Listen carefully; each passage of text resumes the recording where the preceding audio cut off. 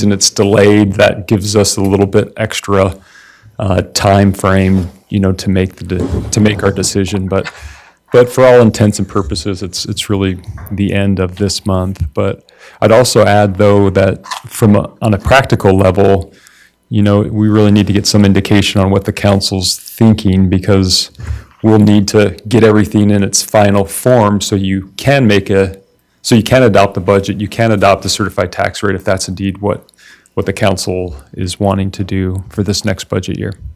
So I think that the idea here tonight is like Sean said, we're just wanting to give Mark and Sean some direction as to which way we're kind of leaning, and that kind of thing. So, but let's have a full-fledged discussion about it, and so we understand all the ramifications and implications to one decision or the other decision, because there's if we choose not to go with the property tax increase and get that money from somewhere else, that can have some implications with regard to capital items and things like that. And if we choose to do the property tax increase, that carries with it its own set of issues and everything else. So I don't know, maybe we can have Mark and Sean sort of lead the discussion off, but I really would like to hear your points of view on this. And like I said, let's have a full-fledged open discussion about where we're going. And it's my understanding, maybe I can just kind of start here a little bit. It's my understanding that we have the two questions. We have the how and the why. And I think we know the why. And in talking to all of you, I kind of got the feeling like we all understand that employees need to have, we're at the bottom end on some of these employees, and they need, in order to keep them, we need to be able to be competitive with wages and so forth, with the police department and public works and others. So that's sort of I think we're all in agreement on the why. It's just the how that we need to kind of sort of work out. And like I said, I think this is a good time for us to have this discussion. And like I said, let's let Mark and Sean kind of lead us off, and then let's fill in. But I want your opinions on this. Yeah. So I would just, again mention that we are still waiting on the county auditor to calculate the certified tax rate. But what we do know is that the calculated rate will give us the same amount of revenue plus new growth. So not knowing exactly what new growth is, in the budget, we estimated about a $50,000 increase in property tax. So I think it's about 1.968, I think. So that's what we do know. The other thing that I would just mention is really what's being proposed is the property tax increase is really based upon inflation, the inflationary factors that we're experiencing.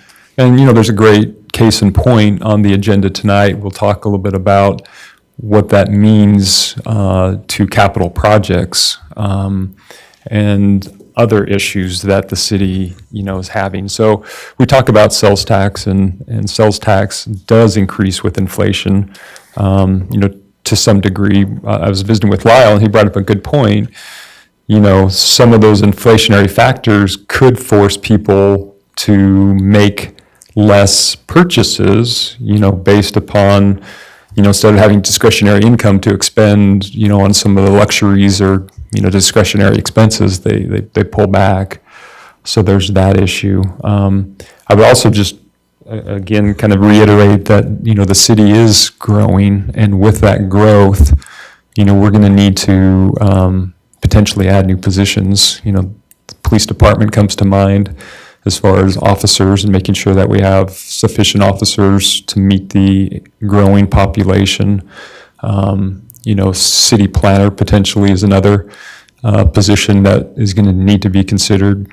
Steve's told me that he's retiring in March timeframe, and so that's going to leave a hole And depending on how we're able to fill that position, might really influence, the planning. Steve's done a tremendous job, not only being the building official and city inspector, but also handling the zoning administration, which is answering those phone calls, providing people with zoning information, handling the procedural aspects of processing applications. So we're just generally seeing, the volume of land use issues increase as far as application and the complexity. And all of those sort of warrant, more time. And so that's sort of on the watch list as well. We've also talked about potentially code enforcement and animal control, and how we want to handle that issue. And, we've talked about in the past too, growing, and these are more out of enterprise funds, the need that we're going to have probably once we hit this fifth-class city mark, and that's a city of 10,000 people, which we're at 9,000. I think we're about 100 people short of that. So 2020 census, so yeah, the new estimate will probably show that we're past it. yeah. So that's gonna start a little bit of a chain reaction as far as additional requirements that we'll need to comply with. So You call it the fifth city what? it's a city of will be a city of the fourth class. Pardon me, if I said fifth class, we're a city of the fifth class right now. So I think the classifications go, town. So a population of 1,000 people or less is a town, and then anything between 1,000 and I believe 10,000 is a fifth class city. And then fourth class city jumps from the 10 to I think the 30,000 mark. Yeah. So 10 to 30? So there's, the state's, for example, affordable housing, that's, they tie it to population. So there's certain requirements that they tie to cities based upon the size of the city. And we're just going to hit a milestone that's going to put us into a different category as far as complying with some of the code requirements, state code. So. Mark, do you have anything to add to any of that? Let's go ahead then and. I and have let's a open this question, up. Sean. Go ahead. When real estate taxes go up, when the auditors from the county come in and they find out, okay, they just bumped up everyone 20, 25, whatever, they bumped everyone's property values up. Therefore, there's going to be more property taxes paid. How come we're not, who's benefiting from that? If we're getting the same, somebody's getting more. Who is that? Who's getting more? Not necessarily. I mean, there's tax shifts that occur, and so I can guarantee, for example, I think property values have increased 20% in, in the county just based upon, what I've heard from real estate, newspaper, material, things like that, but that doesn't equate to us getting a 20% increase in property tax. So what happens is there's tax shifts that occur, and it can happen between real and personal property too. We have large industries, and so as they depreciate their personal property, that can shift the tax burden as well. So there are shifts that occur within the tax, but we really genuinely do get the same amount of revenue plus the new growth that's occurred in the tax. So anecdotally, people see their property taxes going up, but somewhere someone's paying less.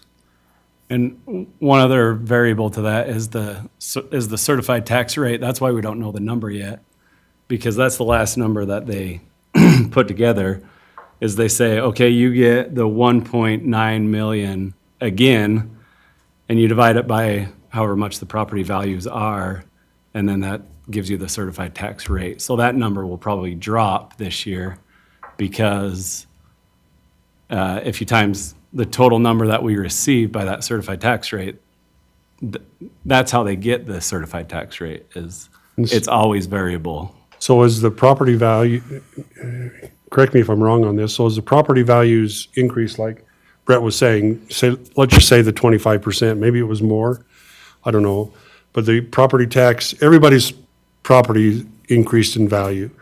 And so they're going to charge, a certain mill levy, they're going to, that number, that whatever it is that they charge on the value. Well, I guess they take the value of your home is like 50, they take 55% of the value, the real value of your home. That becomes the taxable value. And then that is charged, then in order for us to get the same amount of money, that 1.9 or whatever it is, they have to adjust the mill levy, that number, that The basic number. 0.002 or whatever. So that's the part that adjusts. So we're sort of guaranteed that same amount of money. Right. And then the other thing that I think is, if I heard you right, is that the, personal property, maybe pick on Malto Meal for example. They have lots of personal property, but their goal is to depreciate that property as quickly as they can. So that's where the shift, that's one example of a potential shift, is they're paying less in property tax. That has to be, that value has to be shifted to something else. And now, am I right on that, or am I thinking down the right order? You're right, and by statute, in talking to the assessor, he informed me that essentially it has to be within 90 to 110% of value. So he is always constantly trying to get the values within that range, so either 90% or 110%. I mean, essentially, roughly the market value is how the state defines it, as that margin of 90 to 110. But to Lyle's point, it is a revenue, it's a revenue-based system, and that's what fluctuates, is the certified tax rate rather than a rate-based system. If it was a rate-based system, the rate would stay the same and would generate more revenue, each year. So on that example of Maldo Mill, how many years can they keep depreciating? Is there not I've depreciated some things out, and after so many years, I either had to buy new and depreciate that, or what? Yeah, they'll buy new. I mean, so personal property isn't assessed by the assessor. It's a self-declared evaluation. I mean, there's guidelines, as I understand it, that they walk through, but they declare themselves what the value is. And so they will buy new equipment and it will be replaced, and then it's, taxed on, the new taxes applied to that evaluation that they disclose. So I heard, Brett, you mentioned, let's talk a little more about it if it's not. If property values for the whole county went up 20 to 25%, that's a slug of revenue, okay? I can't buy that other companies are losing that much to make it even. We've got to have had an increase in revenues from sales tax over the last 5 years. But yet we're staying the same? No, you're talking about sales tax. We're talking about Property tax, I'm sorry, I said the wrong thing. Okay. We've had this increase it was dramatic a few years ago. And I'm just having a hard time believing that we're still the same we were 5-6 years ago in our revenues. No, the revenues are growing, but it's based upon Getting the money. It's based upon new growth. Like, for example, if you bring up, Lindsay, can you bring up the PowerPoint? And we talked a little bit about it last, but let's look at the revenues compared to taxable value.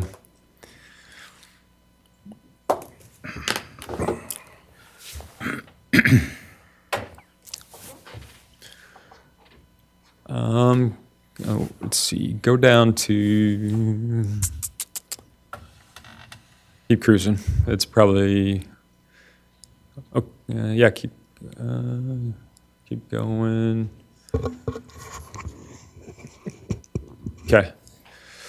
So here is, in fact, go to the next slide because it'll show you the comparison to taxable value. One more slide. So you have two charts, and I couldn't or didn't take the time to try to plot it on the same graph, but I tried to line it up by year. And so what you're seeing here is property tax over time. And you can see essentially that that the first big jump in taxable value was in 2012. And that's attributed to multi-mill value coming out of the Tremont City RDA, so that instead of the taxable value being counted in the city's RDA, redevelopment agency, it came into the general property tax rolls. And that was essentially almost $100 million of taxable value. But you can see in between time, it's pretty flat. In fact, 2014, there was a dip and we actually lost value, taxable value. And you might recall that was attributed to essentially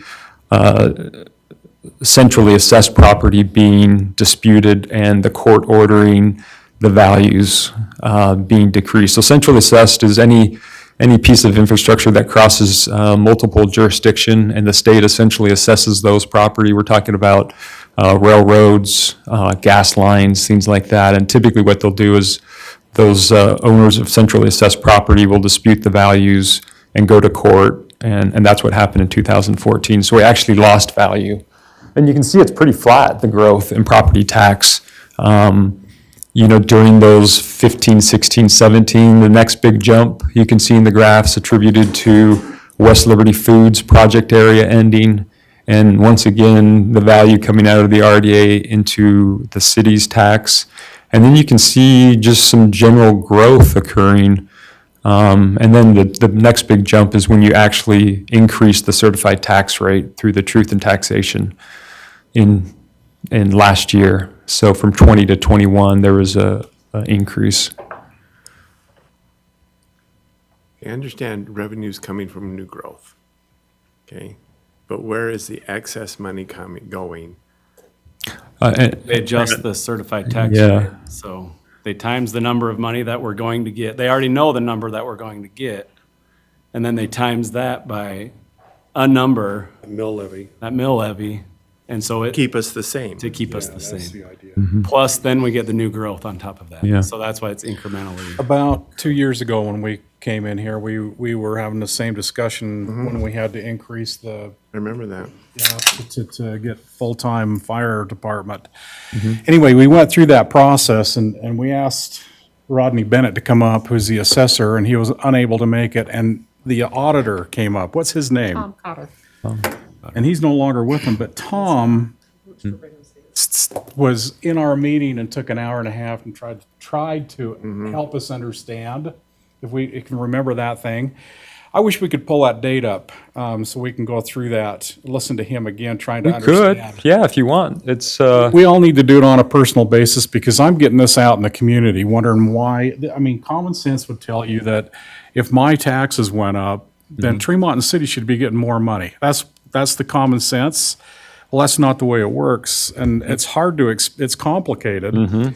It's not the way it works. You get the mill levy. I mean, Tremont and City gets 1.9 at this point, plus whatever new growth there is, and the new growth is going to be the houses out there and that type of stuff. We just watched these new apartments come in, so you'd think we'd get a big shot in the arm, and that's tied up with the, what do you call it, the RD? yeah, RDA, yep, exactly right. What do you call it? The RDA, RDA. yeah. Acronym. There So will be a portion of that we will, is that factored into that new growth? Yeah, I mean, you guys are both right, and these are good factual things to talk about. Just to clear up, so Lyle's right, Lyle Vance is right, that's within the boundaries of the Tremont Center RDA, and the mayor's right in the sense that we get 25% of that new growth. 75% is retained for the RDA. And, that's one of those issues where it's 55% of the value because it's a primary residence, even though it's apartments and its own, there's renters who occupy it, it still gets that residential exemption in value.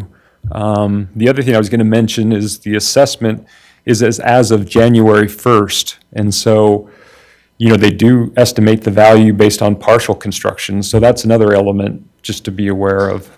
So that's when the tax liens go into effect, January 1st of every year. So we really didn't have anybody technically moving in as of January. They hadn't finished that first building by January, I don't think. Right, so I don't know what he's gonna value. Not see anything until next year. Yeah, so we're gonna probably see a bigger evaluation. We'll see some this year because they value it as constructed. Oh, okay. You know, we're going to get a bang off of that, 25% of 40 million, whatever the tax is going to that. So, I mean, we just all need to remember, we get our mill levy and it goes up with the growth, but we need to remember it's just the new growth that that's what we actually Yeah. get. Okay, is the new so growth, Addition. in addition to the mill levy. if I understand this right, as I'm thinking this through, there's not a certain rate every year. The rate adjusts according to, and I know you guys are probably saying, well, duh, but the rate adjusts so that we all stay equal. So they can raise the values of our home, but they're still going to keep the property tax at a certain revenue coming into each one of these streams, right? So therefore, all those adjust. And so, last year we might have been 0.00222 something, whatever. Yeah. But property taxes could have gone up 20%, could have gone up 20%. But Property then values maybe. property values couldn't have gone up that. But our rate will probably go drop. down per home, keeping our tax rate kind of the same. Which why property tax doesn't increase with inflation. That's why you hear that, or that's why we say that. And so if you go to, Tom gave that presentation just like Lyle was talking. He talked a little bit about the actual calculation, used an example of Gotham City. And we could even watch it real quickly if that's helpful to you to grasp it. I think I know where it's at relative to the whole presentation. If you could find the date and let us go home and watch it. Right. We will. Can you look? I remember it was an hour and a half. June of, I think it's June or July of Last year. last year. We'll show you the little thumb. I've had over 20 people come up to me at the same question. I know you guys are all getting it. We need to refer these people to this explanation too.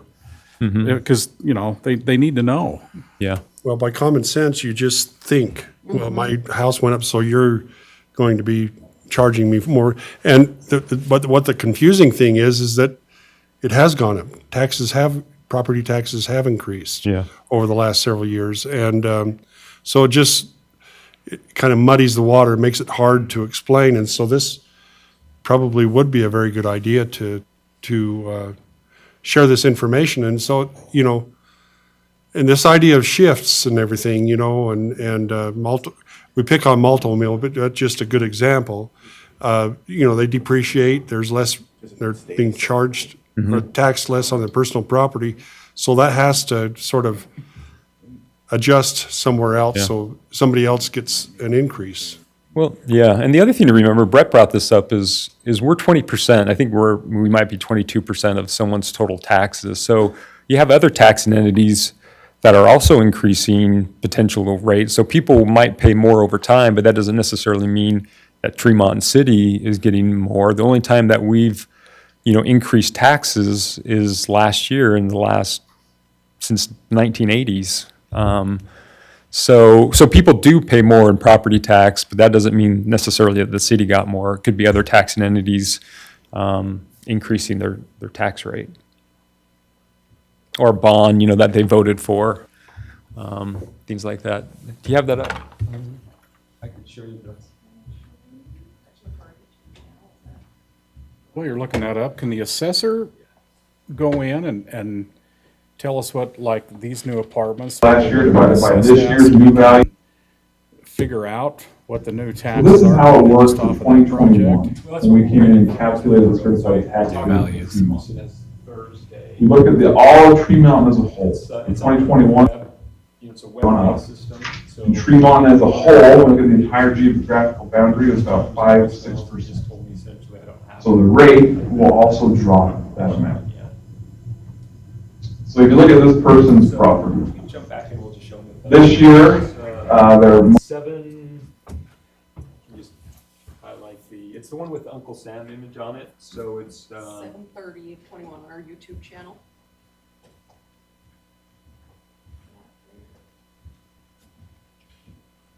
Would you, 30/21, We okay. could send you the link. possible to send us that link?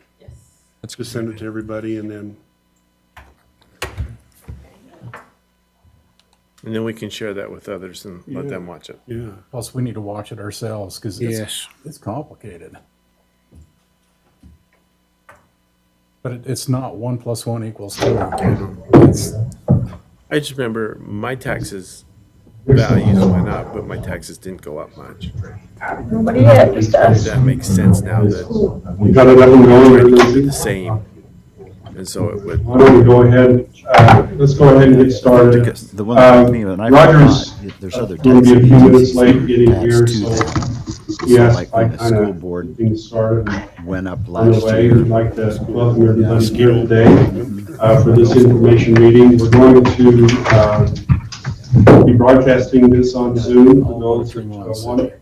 They because should last have year there were two or three received that, the Zoom address and and if you Tremont would and log City, on and and was that all, or did? do that sort of thing. So this is an information meeting only. That Looks is like usually Roger's here the now, so we'll turn the They're time one over. of the Go for it. taxing entities.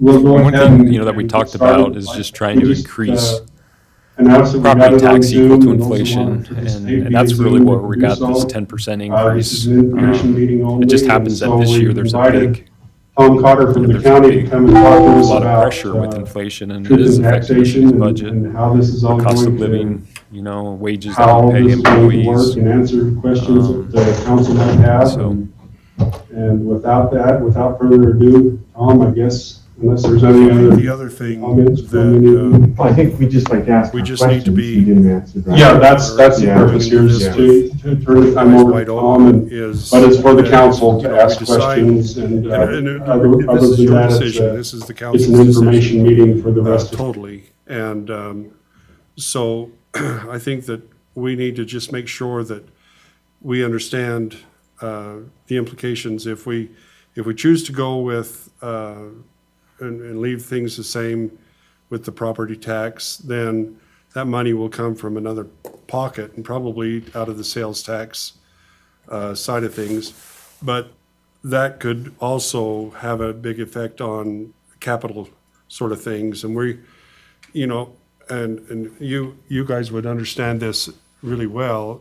And we've got an example of this that we're going to be talking about tonight. We're going to talk about the secondary water and the cost cost increases associated with fuel prices and everything else. $1 million today will buy more than $1 million a year from now. And so the real life implication to that is if we put off capital items for a year, then we don't get as much. And I just wanted to make sure we all understand that these are the sort of the moving parts in the whole thing here. And I think we need to just be completely aware of that. If the decision is that that your decision is we want to go that route, let's just make sure we understand that, $1 today is worth a lot more than $1 a year from now. And especially when we're experiencing a fair amount of inflation.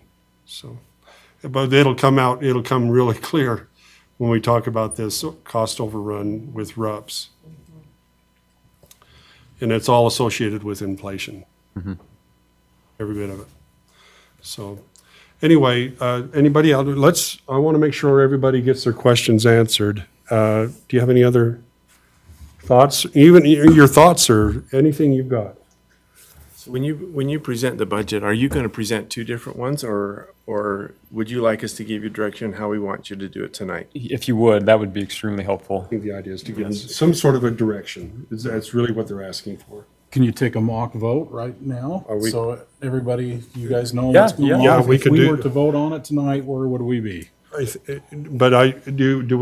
there any more thoughts or comments or anything before we? What capital projects are you looking that you think you'd have to, isn't it like 500,000 we're trying to come up with? Yeah. Well, 200. We know- 200 for the property tax. The whole increase is about 500,000 Yeah, a the year. The whole 500,000. But you're right. Part of But it. yeah, Yeah. what we're proposing to keep in line with the inflation, the 10% inflation, we're getting about $2 million in property tax, and so we were thinking $200,000 for the property tax portion of it. And then we'll come up with the rest of the salaries with the new, with other streams of revenue. But That would be including sales tax, that'll include, what, yeah, a lot of the Verizon tax, the utility taxes and, utility taxes, a lot of the salaries and benefits come out of utility funds. And so, it comes from fees for services, and so. There is, we put together in the budget, I can, if this is helpful to anyone, we can talk real quickly, or I can show you a screen as far as what projects, we have in our capital projects that are on the, sort of the wait list. Kind of on the chopping block. Yeah, do you want to see that? Is that helpful to you? I'd be that they're on the interested to chopping see real block. quick. I don't know that any of the capital projects are on the choppy block with this. It- They're it- planned and they're going, and we have the money in there to do them. This is just to add more money, Well, let's, one that, except for the streets. except for I think 1,000 North. what you're I think saying that is one's- what are we projecting to Right. have done? Yeah. Right. Not chopping block necessarily, but what are we projecting? yeah, I can show you the revenues that we have, or I should say, I can show you the projects, the estimated costs, realizing to Lyle Holmgren's point, that these are today's dollars, not knowing exactly what the inflation will do to those dollar amounts. And we can also kind of look at what we generally think might be available. That doesn't include this year. And as you know, at the next budget meeting, you also amend our current budget, and you'll assign percentages to some of these different capital projects. So they'll have another little infusion of money that will help them towards these projects. But if you would, Lindsay, I'll just go up if you would.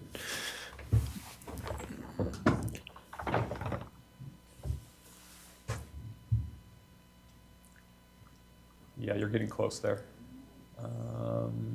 Stop. Go scroll down. Where it says Fund 40.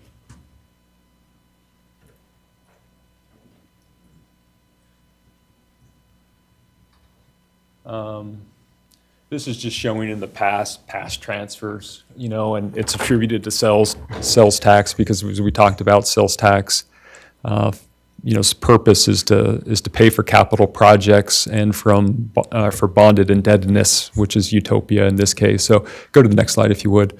So in the future capital projects, we've talked about 1,000 North pulverizing and repaving. We've also talked about pulverizing and repaving Iowa Stream. That amounts to essentially $800,000 in, last year's dollars. And we have about 1.5 million with next year's transfers. So, and I should say, of that 1.5, we haven't been doing road projects for the last 4 or 5 years, 5 years. And so the concept is the money that we were going to spend those years, we transferred it to this capital projects fund, knowing that once secondary water was done, that we would go back and chip seal those roads, or as many roads as we can, with that 1.5 million. So we do have 1.5, but it's earmarked for chip seals, and we have about $800,000 of other projects, road projects. So the next, Right, the chip seal, if we do all of the roads, it's gonna be more than 1.5 million then? I would think so. At today's rate, Yeah. all we can hope is that things go down, because we'll usually put that together in December so we can get it bid out in January, so we can get it on the list for July. And at today's rates, 1.5 would do it today's rates, but with inflation or 1.5 whatever. probably No. won't do it all at today's rates. We're either. close at 1.5 to chip seal all of the secondary water. No, the 1.5, just to be clear, was we essentially historically spent about $300,000. We've earmarked those for Class C road funds, and we've spent that much money. So it's not attributed necessarily that this amount's going to equal the work that needs to be done. It's just that this is the amount that we've set aside and we'll see how much we can get done with that 1.5. Of those Class C that we get each year. Right. So if you would go to the next, I'm sorry, you can go ahead. These are just grants that we've done. We've just tried to maximize as much money as we can. So we have 105, and we know we need to replace some police vehicles in future years. So if you would go to the transportation capacity, go to the next slide. This is future capacity projects, widening of 1000 North. It's in different phases. So there's essentially $7.2 million of projects that have been identified. We have a fund balance of 1.8. And those numbers are going to grow a little bit, as I mentioned, after this year's budget. We'll transfer in some money. So But when we've we- been this is in our savings account, if you will. Yeah, we move, as you know, the city can only have 25%, and thanks for bringing this up, Connie, of surplus in our general fund. So anything above that, we move to our capital projects fund. And essentially, if you go to the next slide, go up, actually, go up.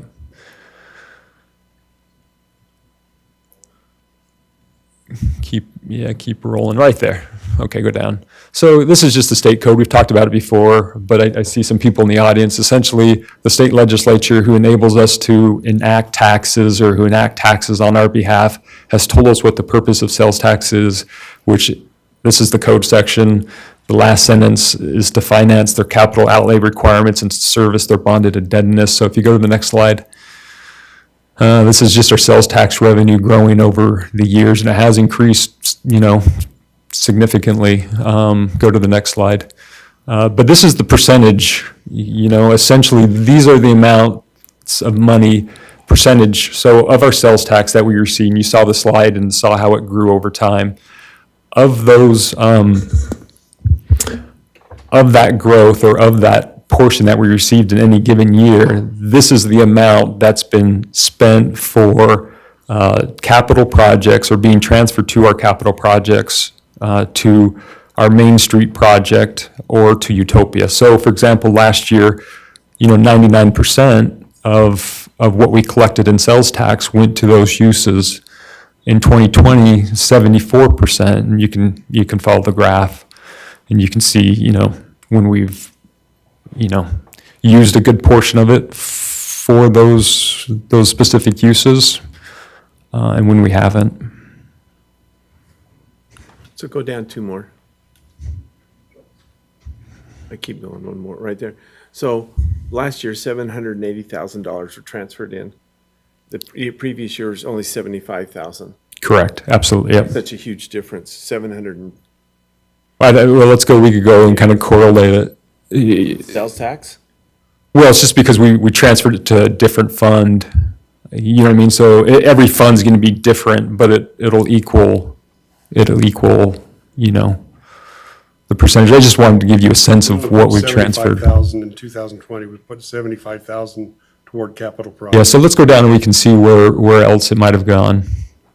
Keep going to the next time you see a bar graph. Capital equipment, let's go to the next slide. 300, I think that was the year that we put in, into the Main Street, I would probably say the Main Street RDA Yeah, funds. I guess my point is last year we have all these tall numbers, okay? And the rest of them are down here, and this is a great example of it. There's nothing wrong with it getting down to the $500,000 range or whatever. And we should have plenty of money to fund what we want to do. With the police department, this 500,000 is the number that we're looking at. And still have money going into our capital expenses, or capital. Do you have an idea this year, Mark and Sean? I don't know which one of you, maybe have crunched these numbers, but of the, let's just say the 2.5 million in sales tax revenue this year, have you got that broke out where it's all going? That's on next council's agenda. We'll be doing a budget amendment so that we can the council every year decides a percentage-wise of how much of the surplus you want to transfer into each one of these capital projects, and looking on the horizon at each one of the We'll do that. of the funds. We'll do that before July. We'll do that at the next meeting. Yeah. Yeah. So I would say, one of the anomalies that we're seeing with last year is that we got COVID funds, and that infused a lot of money that we otherwise, hadn't planned or foreseen. And so some of the numbers that you're seeing, these large amounts, are really attributed to sort of that infusion of federal funding into our budget, which allowed us to essentially transfer most of our sales tax for those other purposes. Otherwise, we're relying on sales tax, to help with operations and not for capital projects. But that COVID money was earmarked. It There were specific things that it was earmarked for. True, to a degree. So, essentially, there was a provision under the rules that allowed as administrative convenience that we could apply it to any public safety. So we claimed a lot of our public safety expenses, which were allowed to count towards, those COVID funds or use of the COVID funds. So it freed up some revenue that would otherwise have been spent on policing services. So the money is still in the checking account. We haven't spent it, We've transferred it over to these different capital but projects. we still have the money. Yes. And the ARPA funds are they in that same pocket? They will be transferred this year to the water fund. In fact, I think we did that with the last budget amendment, didn't we, Mark? I think the council approved that transfer. So, questions? Any other questions? So we're gonna vote now is what we're gonna do? A mock vote or A mock vote? what do you call it? When it's not a mock vote, it's we're just kind of getting an idea where everybody sits on this. So, I don't know. Well, you know where I sit. I'm not for raising real estate taxes. Well, let's do this. Let's make it in the form of a motion and with the understanding that this is just giving Mark and Sean a direction. I'll make a motion. I'll make a motion that we know, the city council knows and understands that we need to increase wages to keep our people here, to stay competitive so that we can keep good employees here and be able to continue to bring employees in. We all know that needs to happen, and we know it's an important thing that we need to do. The question is, do we do it by raising property tax or by just going with our budget the way it is and going into sales tax?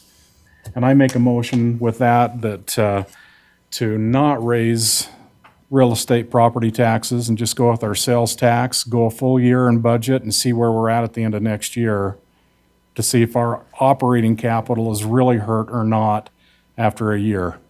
I'll That's second my that. motion. Okay, it's been moved by Lyle Vance and seconded by Brett.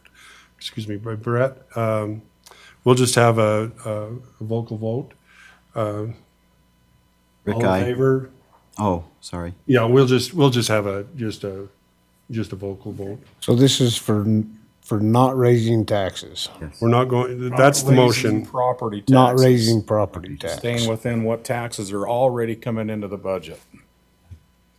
And knowing that, and we're just gonna see if it's gonna work out for capital projects? We're just I know giving we're them just- direction right right. now.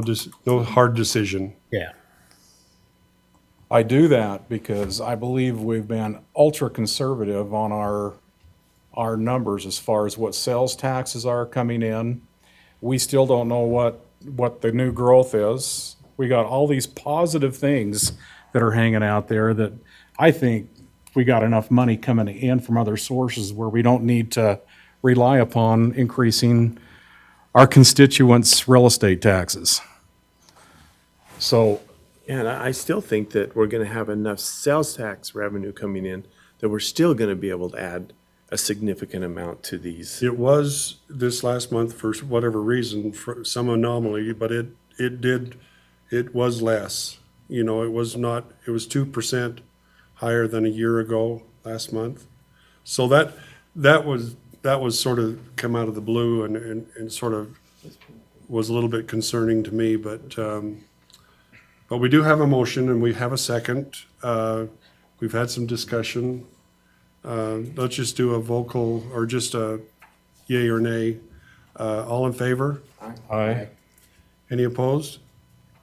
I'll oppose it. I'm kind of opposed to, We have, just because of, if we do increase taxes, we're looking at like a $40 a year, Between $40 and Tax. $70 40 and 70. a year at the most. Yeah, I'm kind of I know $40 is a lot of money to a lot of people. And I see the numbers that we have there. I guess I haven't put enough thought into seeing if we can still get by with everything else we need to do. I know the money's sitting there for like road projects and, you know, I know the road's kind of bad and we've talked about maybe a little upgrade in this or adding on to the cemetery and what are we gonna lack by not raising $50 a year is my feeling. And I would share that. I share that same concern. Mayor, yes, what would you do? I would probably lean toward,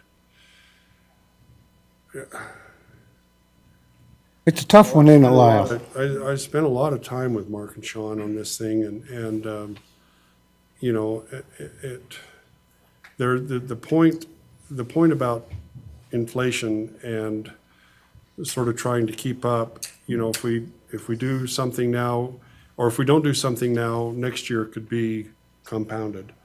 And so I kind of lean toward the property tax increase at this point, based on inflation, based on the fact that if we do something now and or we don't do something now and next year it compounds, I just wonder if it'll be even worse next year. But I'm not a voting party, so that's just my opinion. You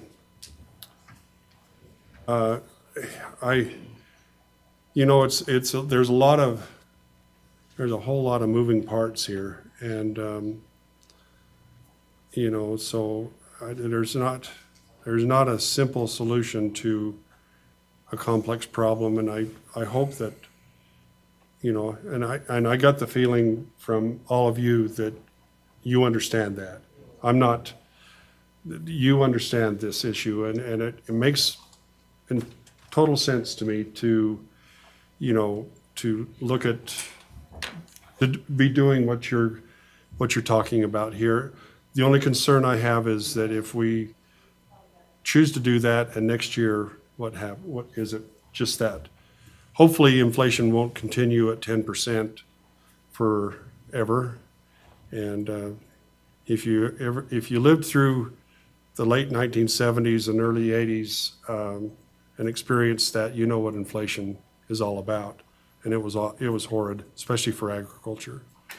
I still look at things like if we would have done roads if we'd have done secondary 10 years ago, that would have all been done and over with, and the money could have been somewhere. If we'd have done roads 2 years ago, we wouldn't have had to do them now. They're gonna cost us half again much now, and are we gonna gamble that they're gonna go up half again That's in why I another worry about year? these ARPA funds, you know, that if we don't act on that pretty dang quick, it's just gonna deplete down to have no buying power. That's a serious issue. Yeah. We do need to move on it. And so I think there's just a lot of things going on here, and it's not an easy answer. If somebody could really guarantee that everybody's houses would only go up $40, I'd be all for it. No doubt, I think everybody would.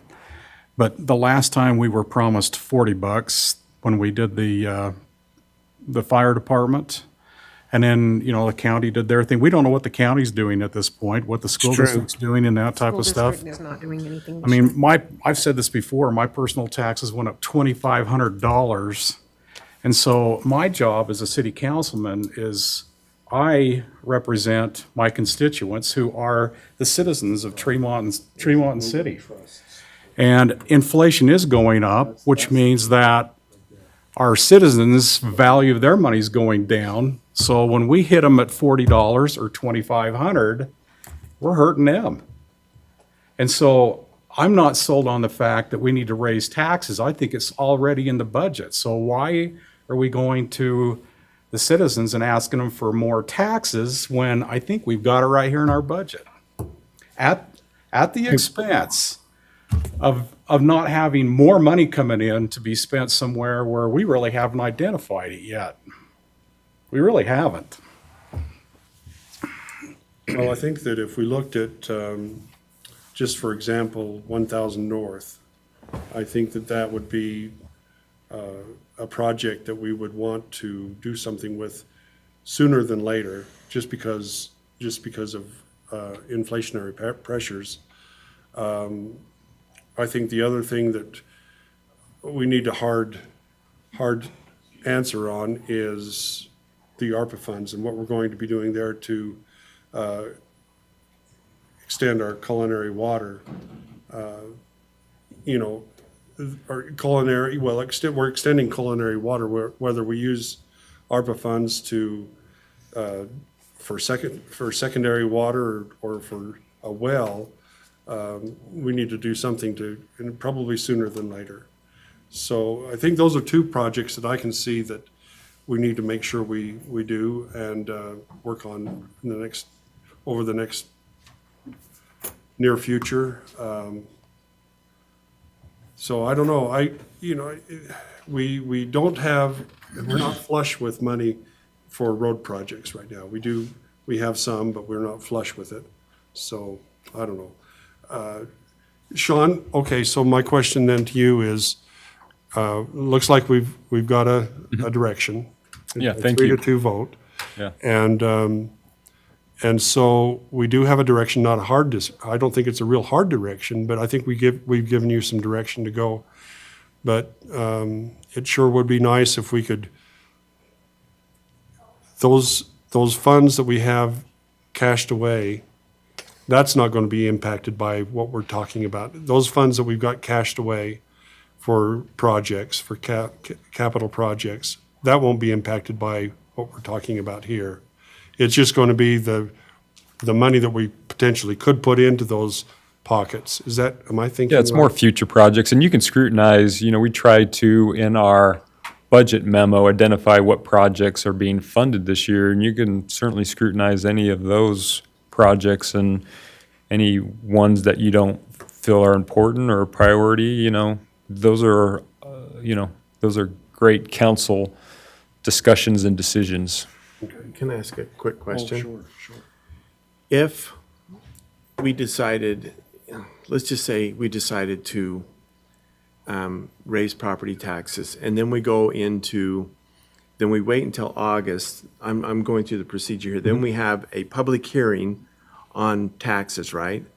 On raising real estate taxes, and then we would vote if we're going to do it or not, correct? Right. Okay, thanks.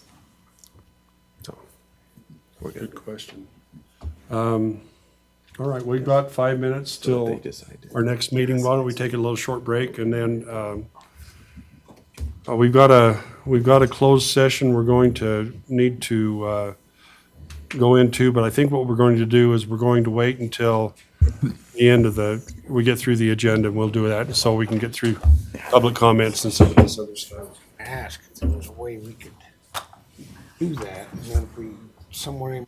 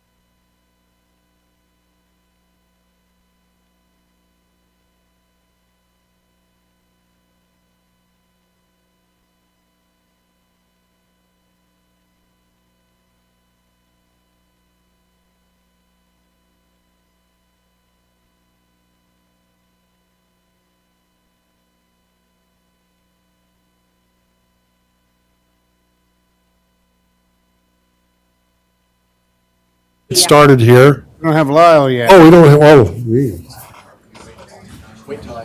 we'll wait a few minutes, get things started.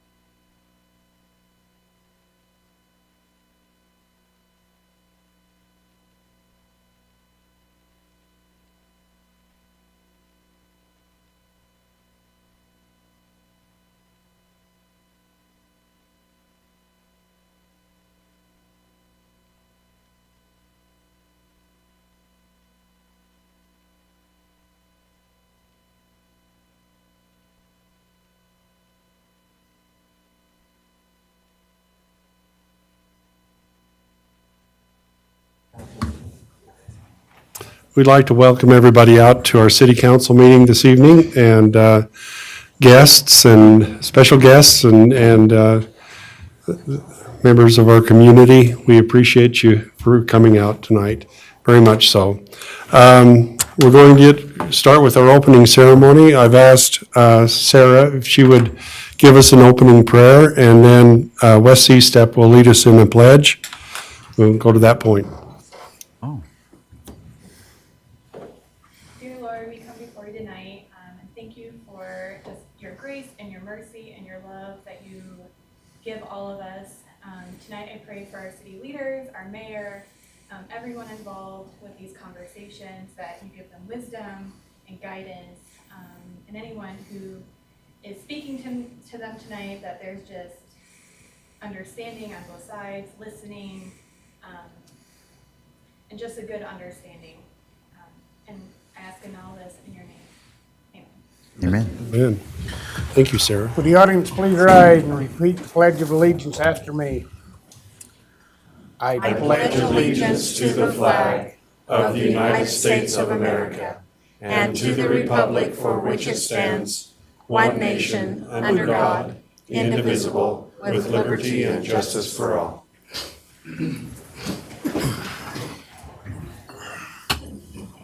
Okay. We'd like to welcome those who are here with us this evening. We've got Sean Warnke, City Manager, Wes Step, Connie Archibald, Lyle Vance, Brett Rohde, Rick Siemens, Paul Fulgham got my mind. That's why I write everything down. I can't even think straight. Paul Fulgham with our roads and utilities. Sean, and then Mark Christensen also with our city. We appreciate you for being out here tonight. Oh, Brian Crockett. We got Brian and Frenchie is, I'm just going to say Frenchie. All right. Thank you, everybody, for coming out this evening. All right.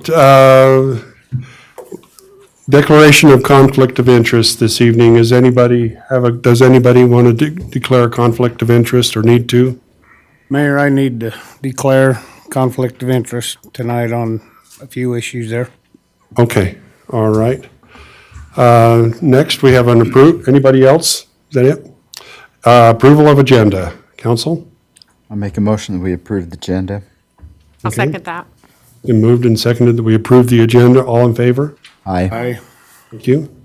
Approval of minutes of May 17th, 2022. I'll make a motion, we approve the minutes of May 17th, 2022. Been moved by Wes. Second? I'll second that. Second by Connie. All in favor? Aye. Aye. Thank you. All right, we got some special presentations this evening, all the way up from, we got Delray Anderson who's going to be with us here tonight. Let's see, Chief LaCroix, are you going to do the presentation on that? Okay. All right, we'll turn the time over to you then. All right, well, thank you. How's everybody doing today? All right, so I'm excited. I would like to bring Dr. Anderson up here. I'm going to say some things first. and then we'll present you with your award. Okay. Thanks for coming tonight. So I'm going to talk a little bit about Dr. Anderson. So Delray, Dr. Anderson, and his wife have 5 grown children, 4 daughters, 1 son, and 16 grandchildren. Currently, they've been married for 40 years. Dr. Anderson, which I didn't know, became an EMT in 1976 in Manti when he was in high school. He said the local mortician would drive the hearse to pick up a person and take him to the hospital. He served his LDS mission in Brazil, but first started out in Brownsville, Texas. Elder Featherstone assigned him to go there first before heading off to Brazil. He is trilingual in Spanish, Portuguese, and English. Still fluent in all 3 languages. He attended Snow College, was able to receive his Associates of Art degree in 1 year, and then bachelor's degree in chemistry. You didn't think we knew all this stuff about you, did you? No, I didn't. He went to University of Utah for medical school. He started at the Bear River Medical Clinic in 1989. He left the clinic in 2008 when IHC bought out the practice and started to work at Hill Air Force Base. Delray became involved with the fire department in 2008 as our medical director. He was always willing to take phone calls or come to the fire department drills and assist with training to help strengthen our skills and understanding, to help provide better care for our communities that the fire department serves. He has been a mentor and person to just sit and talk with, and his willingness to come and do some drills when possible, to see what we were capable of both in fire and EMS. He continues to be a supporter of our fire department and our community. We all wish him and say thank you for his commitment to our department throughout, through your practice. A little fun fact, he delivered 3 of his own children via C-section. We want to honor Delray with this plaque for being our medical director all these years. Read you the plaque here in a second. And I also want to thank Mark Thompson for getting the plaque ready. So, Delray Anderson, MD, in appreciation of your many years of service in aiding Tremonton City Fire Department to give a higher standard of service to the citizens in the communities that are served by Tremonton City Fire Department. We want to say thank you for your dedication and willingness to be our medical director. So thanks.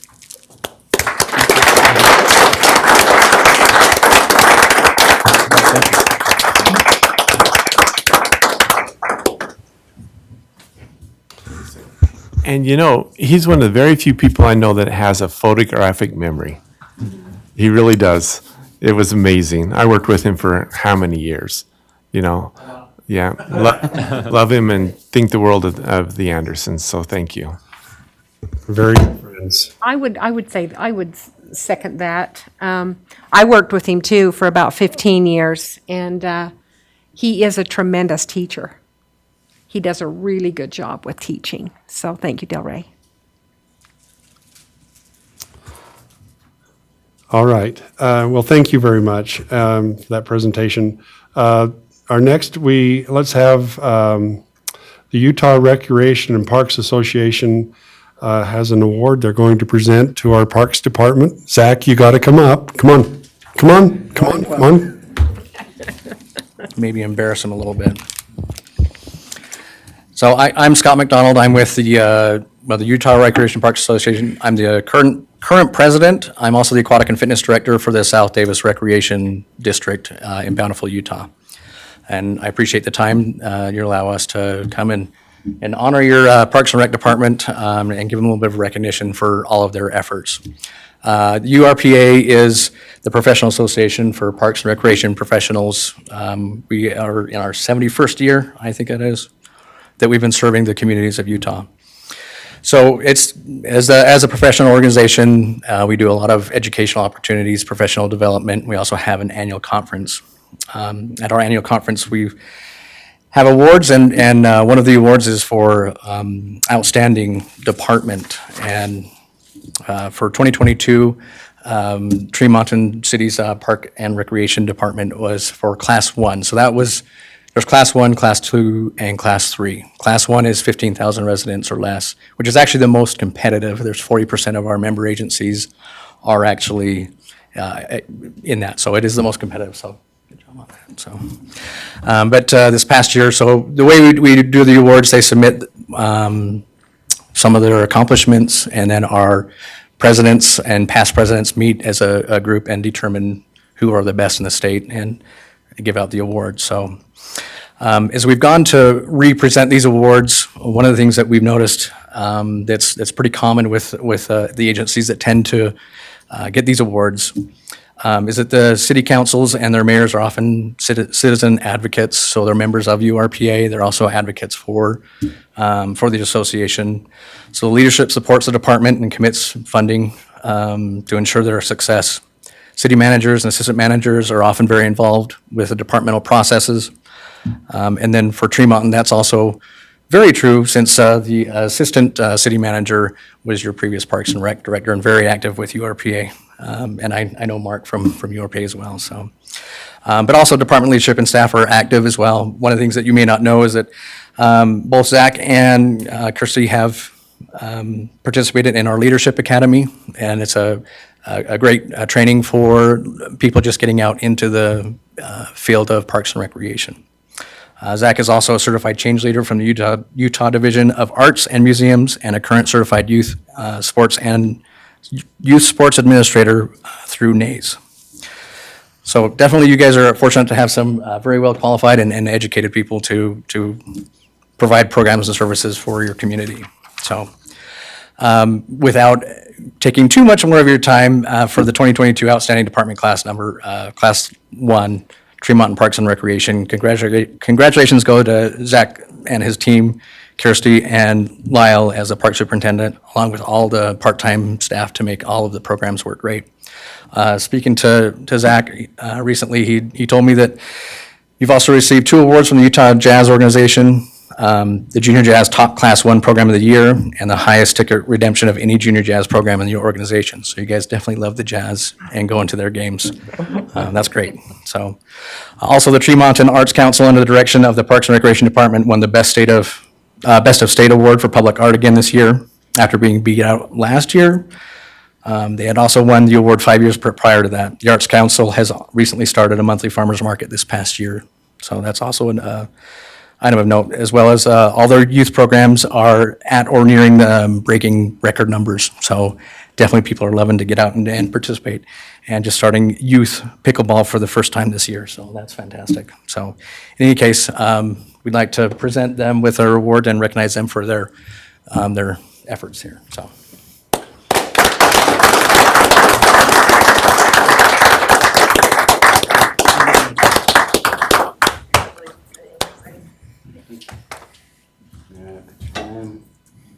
One, two, three.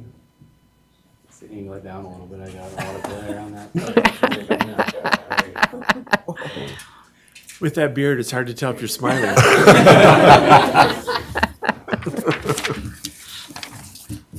Thank you again, I appreciate it. And truly, these guys are some of the best in the state. And we're fortunate to have them as part of URPA, and fortunate for you guys to have them in your parks and recreations. So, We agree. thank you. Thank you very much.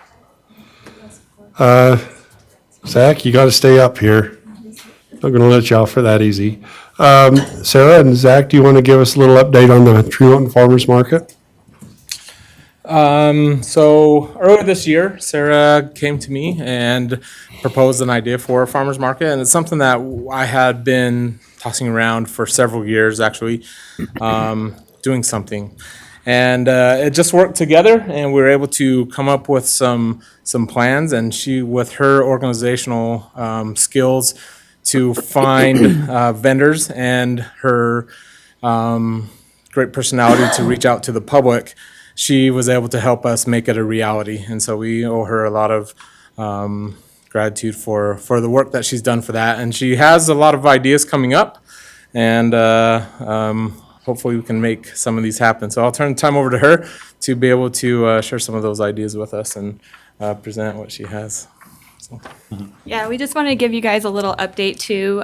We've been able to completely fill the square. The first month we had like 32 vendors, I think, completely fill the square.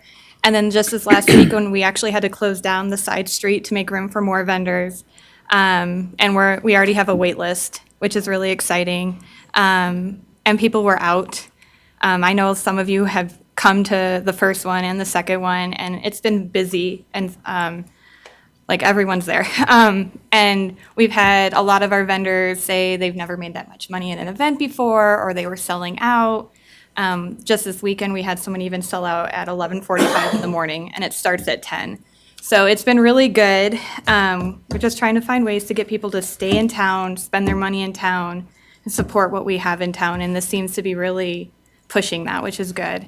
And one fun little story from this Saturday I think you guys would enjoy. We had, one of our vendors had a little 6-year-old boy with him, and he was just inspired by all the vendors there, and he went out and collected all the random pine cones and put them together in little sets with his mom's shopping bags and sold them. And then he also painted one of our rocks that we have, our kids' crafts, and he sold that as well and made $15 and was able to go out and get his own snack and do his own little shopping, and he was just so ecstatic. So it's been a really good thing for our community. But we have ideas for July, which is 4th of July weekend. Our mayor has offered to help us with hot dogs and grilling hot dogs to hand out to the community. We're thinking of doing, I don't know, probably 400, somewhere around there, hot dogs that we'll give out for free just to get people to come out and celebrate our independence. But we're also looking for you guys to get involved, and we're thinking of a watermelon eating contest to have you guys come and participate in as a fun, fun activity for you guys to come out, be part of the community. It's a way for you guys just to engage, for people to get to know you on a much more relaxed, fun way. We have actual invitations, and Sean's already said he would participate. But we're asking also our police chief, our fire chief, if Paul would like to participate.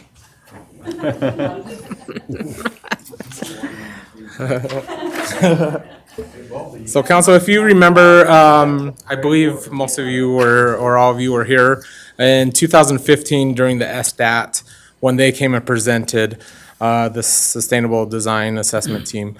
We did something similar over at Schumann Park where we gave away free hot dogs and free ice cream and just invited the community to come out and talk with the city council, with the city staff on their vision for what the city was. And it was a huge success. We did about 400 hot dogs and ice cream cones then, and got a lot of support through that. And so this is just another opportunity for public outreach from the council. And so we just invite you, if you would like to come and join us. Then the farmer market is a great place to come and just be out and associate with the public at something similar. So, yeah.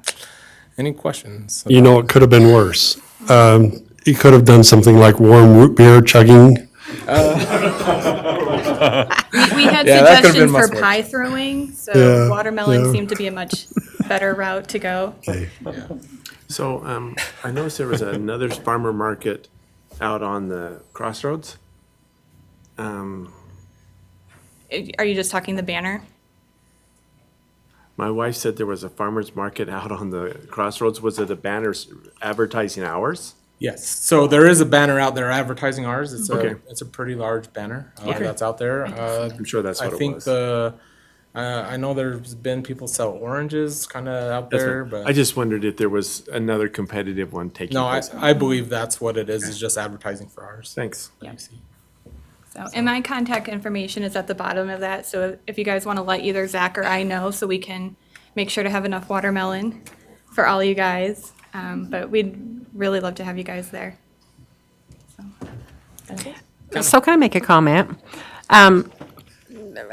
I really have to just pat Sarah and Zach on the back. So well organized.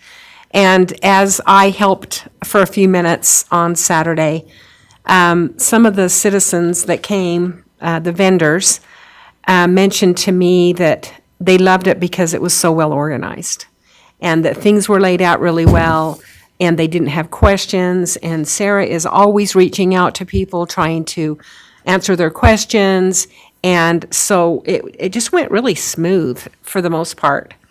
And So thank you, Sarah, for this idea. And I do think it brings people to Tremonton, or helps us to stay here rather than venture off. But I think it's a great idea. And in talking to Sarah last week, or last Saturday, she mentioned that there's a lot of people that would like to do a booth and so on and so forth. But one of her focuses is to have produce. And obviously, we don't have much of that yet. But going forward, that produce, and so produce is going to be a huge part of this. And so she's forward thinking enough to reserve or hold back spots so that we can have quite a bit of produce sold, right, Sarah? Yep. Yeah, we've reserved the last bit of space on the side street and the square, so as produce comes available, we can fit them in easily. So, which is why we have the wait list for all the other categories. Yeah. In addition to the farmer's market, Zach, I mean, you go by the parks, and you guys are doing phenomenal with every one of the parks. It's good to see Wesley out there working on the tractor, trying to get that strip in out there, but no, everything, you appreciate what you guys do. Thank you. I appreciate that. I second that. I think you guys do great work. We appreciate it so much. Thank you. Okay, our next agenda item is our public comments period. This is an opportunity for you to address us with your concerns or ideas. And we'll just kind of open that up. Let you just, you know the drill, Jeff. Thank you for the time. My name is Jeff Hote, and first I wanted to elaborate on one of what I thought I heard was a suggestion here just a moment ago. So when I was working for a state agency and I was the administrator, we did an item to boost morale, but also we gave to worthy causes, and so donations as well. And the administrators came up, and the employees and others who visited us were allowed to throw pies at us and other soft things if they wanted to. So we let them do one free, and then if they want to do some more, no, now you have to offer a little bit. So you might want to think about that as an opportunity. We thought about that for about 3 seconds. 3 seconds, okay. All right, well, you considered it. A couple items here. First of all, it was ingrained into my mind throughout my government career about making informed decisions as an administrator. And so that's the way my brain works, is trying to gather information to make sure that when I make decisions, I've weighed all the different considerations and from different viewpoints. At Coast Guard headquarters, we would do regularly what was called a murder board. Some of you might have heard me use that term before. I hate the term. I love the process. So when the commandant was going to go to the Hill, he'd call in the specialist on topics, and we had to role play. So you're Senator so-and-so, and you're Representative so-and-so, and you're a secretary, or you're whatever you are, and your job is to think of hard questions. And then you just throw those questions toward the commandant, and he has 2 aides, one standing on each side of him, usually upper-level officers, but they're writing down everything. Then when the commandant would go to give testimony to Congress, when they asked him questions, he was prepared. He had looked at all the different considerations, looked at it from different viewpoints, made decisions based on that. And then if he didn't have an immediate answer when he got asked a question, one of the aides could flip to the exact tab on that issue. But most of the time, the commandants are pretty special people, and so most of the time they already know the answers. So making informed decisions is essential. Your conversation that you had at the workshop encouraged me, so kudos to everybody here. Seeing you on many topics, starting to pick up more information and share more with the public where we can see it so that we can see that you're weighing all the different considerations as you do it. You have a challenge, everybody has a challenge anymore with the workforce because things have changed over time. Some of you are my generation, might be 1 or 2 in the audience that might be a little older. But you probably grew up with parents where loving your job was not the goal. You had to feed your family. And so you went to work. It wasn't a matter of Maslow's hierarchy and being at the top end of loving things. You did it. And you did it loyally. And you stayed with your employer. And they took care of you. And it worked out great. Unfortunately, perhaps my generation, we started to wean away from that. And the youth have weaned further away from it. So you see people changing jobs constantly anymore. which is sad to me. I'm sorry to see that anymore, but it's changed. And so you have a competition that you have to be concerned about with retaining staff. Unfortunately, increasing pay is an endless battle because everybody does it. So it just goes up and up and up and up. It never stops. I still support the pay raises for the employees. I don't have an issue here. I do want to see you consider all the different information, though, as you wear it out. In the presentation at the last meeting that I saw, you considered wages. What I didn't see you consider was benefits. And the percentage of benefits to the staff here in Tremont is significantly higher, quite frankly, than Brigham City, which was one of the main comparisons. And if you compare it to the private industries, I'm not a gambling man, but if I were, I'd bet money that, boy, you guys pay good benefits. Some of the numbers that came to me, 16 of the 30 highest paid employees, and you only had, when I asked, 46 filled full-time positions, 48 on the books, 2 were vacant at the time. And 16 of the 30 are getting 71 to 94% of their salary in benefits. As a government employee at the state and federal level, 27 to 30% was the norm. So I'm in awe. You have 25 of the top 30 are getting $30,000 or more in benefits. A dozen of them are getting over $40,000 in benefits. Fine, I'm not complaining. That's tax-free. Bear that in mind. So when you go to, and actually I'd rather have it in benefits than I would in salary because you pay the taxes on the salary, you don't pay it on the benefits. $21,000 for some of your staff for health insurance.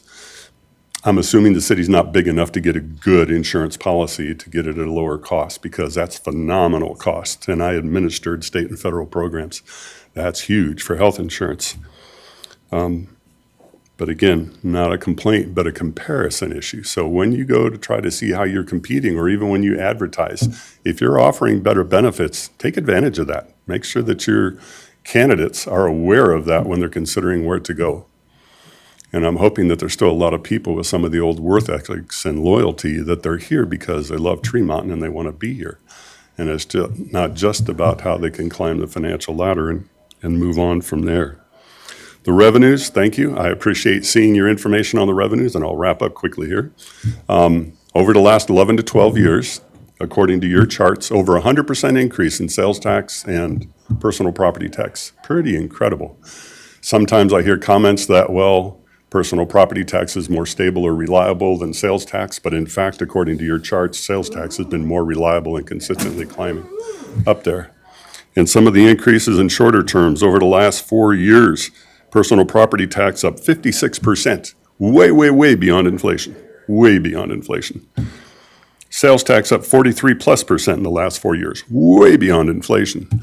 So I appreciate hearing some of the comments that you all offered about we need to find some of our other revenue sources to be able to accommodate some of these things.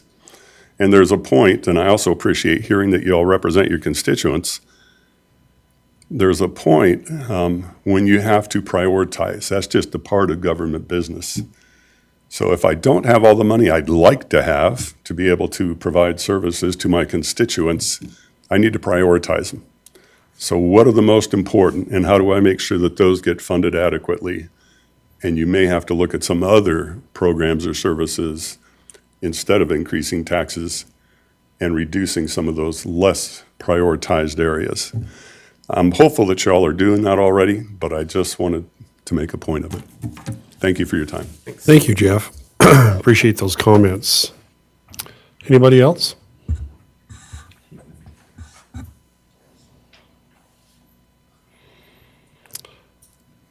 Okay, public comments period is now ended. New council business.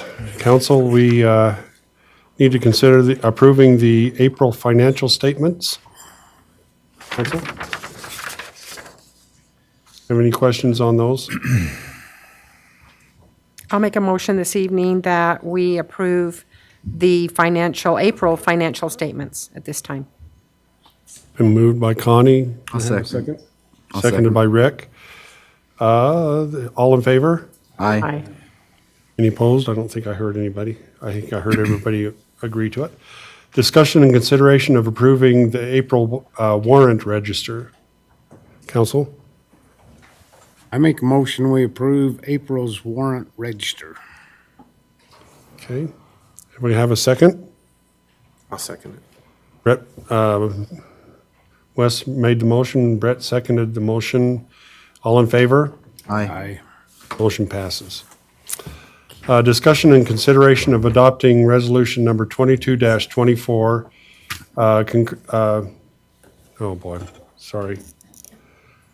Concurring that RUP Trucking has incurred the additional expenses of $235,729 associated with secondary water piping, fuel, and other miscellaneous expenses during the construction of the secondary water projects in areas 2, 4, and 5, and authorizing the increased payment of $235,729 for an adjusted total contract price of $4,019,086 to be paid to RUP Trucking. Counsel? Maybe, was this addition, we had some contingency in there? There was a contingency when we put the budget in, right? Usually when we do an estimate, we always estimate with a contingency in there. So, but when the bid come out, there's really no contingency. It's there. Now, just realize that some of this has already been approved last year, if you remember when we did the pipe. So 167,000 of it's already been paid out in the pipe cost when it went up. This new addition is basically for the fuel cost. It's doubled in the past year since the bid went out, since we awarded it. And you probably all know that because you drive by the same gas pumps that we do. And when they bid the project, fuel was $2.50 a gallon. And now diesel fuel's $5.50 and above per gallon. And so that's what they're asking for, is additional for the fuel cost.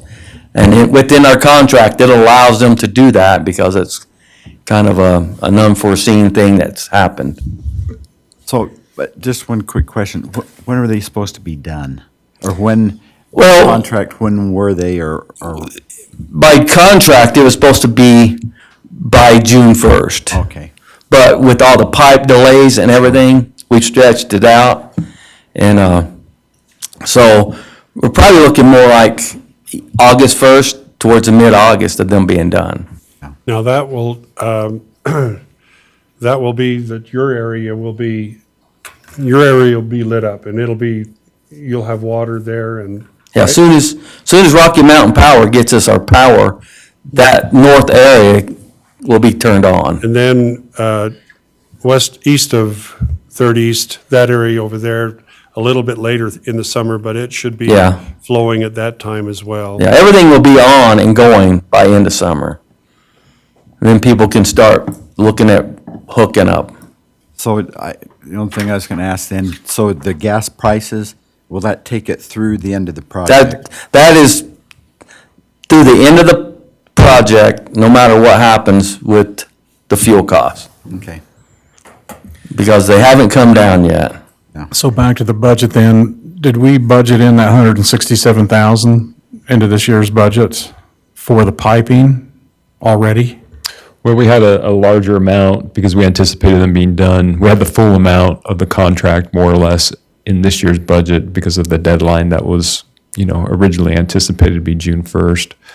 So we'll amend the budget. We're actually going to move some money into next year's budget for the rest of the payment. But it is an increase, as you obviously can tell. Yeah. In the total project cost. Okay. And so going forward, I was just going to say, I'd like to do more formal, resolutions, approving contracts and tracking them. And so that's why, I included the last one that you informally already approved in this resolution, just for the record. And we'll continue to do that going forward with projects that you award and any change orders that occur. I mean, we always have a little contingency built in there because of, you never know what utilities, we've had to loop water lines and stuff under storm drains and things like that. So there's contingencies there. Some of those will be probably used on Third East because the state has some pretty large storm drains through there that we're sure we're gonna have to loop around, move around, and that's usually what eats up those things. But this is unforeseen cost. Do we see any unforeseen on the Main Street thing? On the sewer? On the sewer? We think we're probably gonna be okay, but it's like, we just found out yesterday, we're still 20 weeks away from the time they ordered, so we're not looking at manholes showing up until August. So we're hoping to start in July, but we'll probably more like start, because that's how far back the manhole manufacturers. And part of the reason I understand is that the Croydon concrete plant is shut down. So the powder availability is not there. And Was that equipment bid at $5 a gallon fuel those? yeah, That's what I'm asking. yeah, when he bid that one, he bid it at the higher fuel cost. Pipe should be showing up on site any day now. And we've got a site, we'll stack it and we can get it paid for and out of our hair. But that'll come next budget year too, so it won't impact us this year. Paul, I have a kind of a comment and a question. As we attended our cities and towns meetings, I thought that there was some talk, well, more than talk, that encouraged other cities to start their secondary water projects, and that there was funding that the state was giving for that. Obviously, Tremonton is way ahead of that, because as I listened to conversations with other mayors in the state of Utah, they were asking lots of questions about, well, how do we begin? How do we even start? Whatever. And obviously, Tremonton City is, almost done. Am I right that there was state funding? The funding that was set aside was for metering. Okay. And metering on existing systems. So like the big Weber Basins, the Pineview Waters, the Jordanelle that have big systems in, there's a 50-50 match funding that they've been set around, up to, I think, was it $10 million? I mean, so the thing is we didn't qualify because we're a new system, which I told them it didn't make sense. As far as funding your secondary system, there's only one state pot of money that will fund secondary water, and that's through Water Resources, which is a branch of Natural Resources. And when we looked into that, we actually got better rates and faster return by going to the private sector at the time than all the state requirements and the time interval to get the funding in place. So, but yeah, there is some money, but it was for existing systems to install meters that we didn't qualify for. But there is a big encouragement for systems to do secondary water when possible. Do you know anything about this flip your strip funding? I've heard some people say that it's out there, but when we start looking into it, Tremonton's for some reason not on their on their favored list or something. Well, usually those type of fundings come through like those big water districts I was telling you about, because what they'll do is the state might come up with some money and then they have the water districts match or put in money also to help people incentivize getting rid of the park strip. And you also see it in water conservation, where with Rocky Mountain Power going to an automated Wi-Fi operated sprinkler controller and stuff. And you'll find out that a lot of times we in the rural areas, we don't qualify for some of those refunds and rebates. Okay. On timers, on. Sean, you were always keeping your eyes open for them, right? Well, usually Rocky Mountain Power, if they got some kind of rebate program, they're pretty good to try and pull us in. I mean, you're seeing it with the street lights that's been presented, if we change out all our street lights to LED. We've done it with interior lights before to go to LED. It's a rebate program, and they show you in X amount of years, you'll get your money rebated to you through your savings. So. Well, let's drag everybody back to our resolution. Okay. Thank you, though, for, I kind of got you off on a tangent there myself, so I'm guilty. Okay, let's, I'll go ahead and make a motion, Lyle. Can I ask a question? sure. Let's make the motion and then we'll have a discussion. Is that fair? Or do you want to do it now? It's hard to have a motion if you don't have you know what I A mean? question on the motion? Yeah, it's simple. I mean, we already approved 165,000 earlier. So this is really, we're needing 70,000 more. No, it's 120. Way I'm understanding it. Scroll if you would, Lindsay, to. The breakout, I might have missed said 160, it was over 100. Yeah, That was for the pipe, This is just a little misleading, this. so get your breakdown. Seen that breakdown in there, but I don't remember what it was. There we go. Okay, so this is how, the difference we paid for the 4-inch pipe, but then you go on down and there's a sheet, you know, that we paid the difference for. This is for the larger pipe, the 16-inch pipe, that's the price there. So right there, that's $103,000.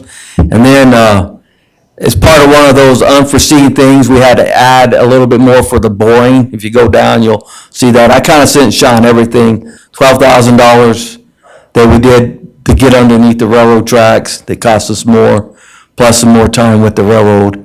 And then, these are the fuel costs here, if you roll on. Right here's what's asking for in the fuel cost, Keep going to the bottom line. There you go. 119,000. Plus, Rups is saying, and Paul's had these discussions, but I noted in his letter, you know, that requested, he talked about asphalt patching. So I don't know if that was. That's in there too. That's that little bit settled of on the increase. price? Okay. Fuel and the cost of asphalt, because asphalt's oil, and goes back to the same thing when oil's, what, 150 a barrel or whatever it is right now. All those products go up with it. So, these are, we've already paid these, Everything but this 119. and that's the amount that still, of that, That's the- of that value, That's the fuel that's and. what's still out there. Yeah, that's the fuel and the asphalt. All the rest of it has been paid so far. Yeah. Okay. Does that answer your question? Yeah, but it seems like this resolution isn't really correct, and it should be an additional 119. Probably, I probably worded it incorrect. I was trying to show the total. So Paul reported to you under a department head's report, and I think told you about it, and you accepted, understood that there was an increase. Okay, but we didn't pay it yet. You had paid it based upon. Okay. So I probably is. That if you want. Well, I think that's why I wanted to have this discussion before Yeah. the motion, because I think that Yeah. needs to be changed. That's a good point. Because if it's on a different budget or whatnot, it ought to, The numbers need to be. Yeah. the number's incorrect. So are you saying the 119,000? yeah. Blah, blah, blah, whatever that He's was? a banker, he can figure it out. Yeah, the 119 above. You. So my question now, on top of that, did we do a resolution on the previous? No. Really, this is correct. It is because Sean wanted to make sure it was ratified in a resolution, so it puts the burden on the council. Well, I don't know if his. I don't mean, you know what I mean, so it's official that you guys, not just in our minutes, but it's actually gonna be in a resolution Yeah. that So says these that the 235,000 in overrun is the total. is the total, but part of that has already been paid. Part of that's already been We're paid. We're just, Yeah, and I guess I just wanted you to know that the other had already been paid. It's already spent out of the budget. If you look at the expense report that you see, that's what we have right there. I'm planning on moving moving 900,000, I think is what I told, into next year's. It's not gonna be finished, to finish out the rest of it. So you think it needs to be changed? If we've already paid it, If I could change the wording that said previously paid or something like that, if that was be would helpful. be nice. maybe break that out, and then the 119,000 that still needs to be covered. But the other part of it has already been paid. Just, maybe you could just make your motion with those changes. Unless you feel comfortable with it. Okay, now, everybody. No, I'm fine. The only other thing, and this is all on this year's budget, right?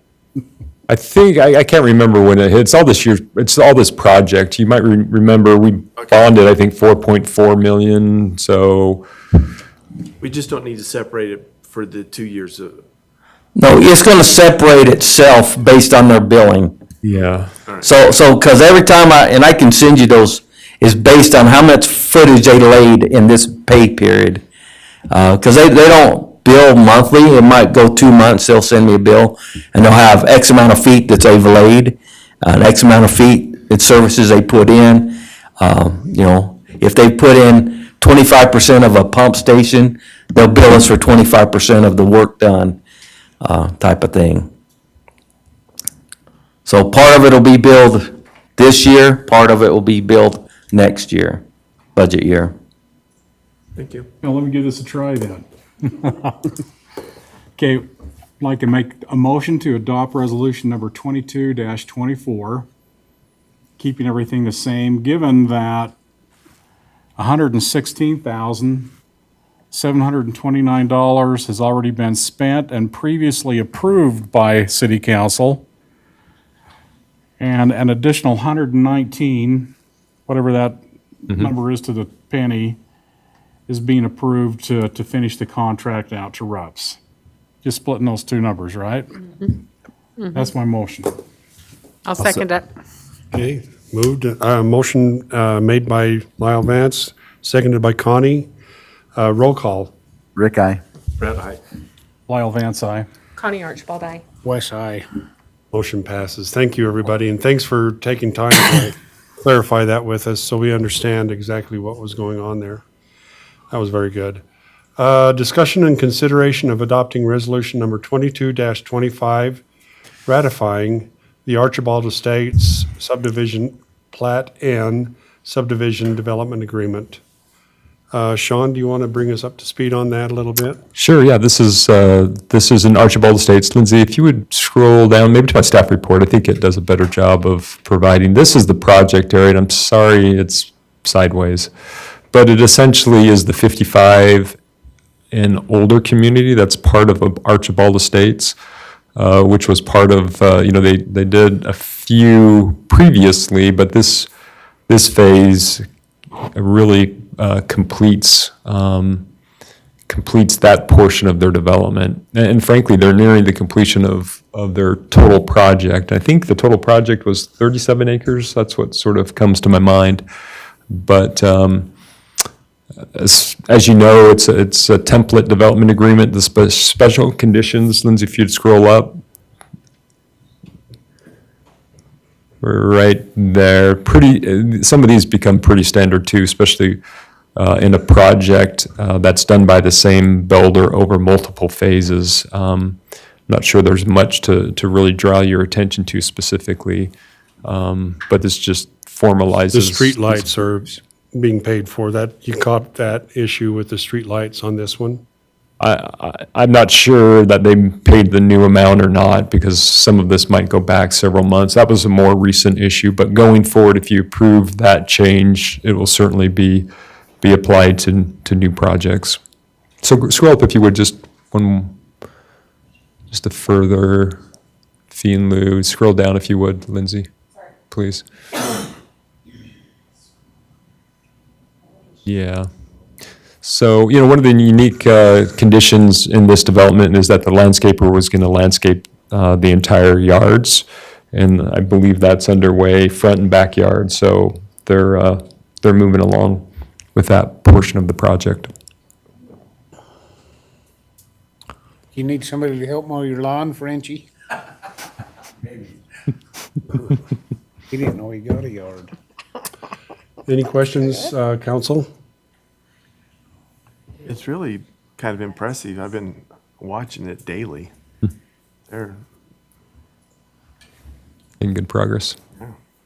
I'll make a motion that we adopt this evening resolution number 22-25 in regards to Archibald Estates subdivision. I'll second it. Motion by Connie and second by Lyle Vance. Roll call. Rick, I. Brett, aye. Lyle Vance, aye. Connie Archibald, aye. Wes, aye. Motion passes. Thank you, everybody. Discussion and consideration of adopting resolution number 22-26, ratifying the Spring Hollow Subdivision Phase 3 Development Agreement. Yeah, this is another senior community in our city, 55-year and older. This is up on the hill. As you know, the Christiansens are the developer of it. And I think this will complete their project as well, finishes it out, so. Yes, there's questions, yeah. Yeah, any questions, comments or questions, council? Okay, we'll entertain a motion then. It's been a good project, hasn't it? It has, yes. I'll make a motion, we adopt resolution 22-26 on the Spring Hollow subdivision. I'll second that. Motion by Wes and seconded by Connie. Roll call. Rick, aye. Brett, aye. Kyle Vance, aye. Connie Archibald, aye. Wes, aye. Motion passes. Thank you. Discussion and consideration of adopting resolution number 22-27, reaffirming and amending and enacting new fees and fines in a schedule entitled Tremonton City Consolidated Fees and Fines Schedule, including but not limited to development fee in lieu of public improvements and animal control special service fees. Yeah, so this is an amendment to our fee schedule. We've had the practice of collecting fee in lieu from developers when certain developments aren't ready to take place. Usually it's chip seal or some of the later developments that aren't ready to take place. And so, but it hadn't been put into the fee schedule. So this will help us keep track of these fees, namely curb, sidewalk, storm drain cost, roadway sections, chip seal. But the one of note is the streetlights. Mayor talked about that just recently. So we had a conversation with Rocky Mountain Power, and we've been paying what's the name? Not the consumer rate for the streetlights, but I forget. I can't remember the name. But anyways, they kind of discounted the streetlight, and then we paid monthly to make up that cost. And so now we're proposing that the developer pay the full amount of the street light, and then our monthly cost will go down. And it was something that we caught when we were talking about the streetlight project to renovate all the streetlights. So it's a $3,500 per streetlight, and that would include the streetlight and the installation fee. And then our monthly cost would be lower, so it would save the city money there.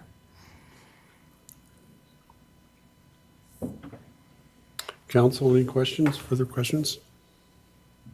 Comments? Okay, I'll entertain a motion.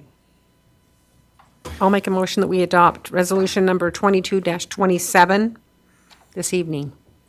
I'll second. Been moved by Connie and seconded by Rick. We adopt resolution number 22-27. All in favor? Or no, roll call, sorry. Rick, aye. Brett, aye. Kyle Vance, aye. Connie Archibald, aye. Wes, aye. Motion passes. Thank you.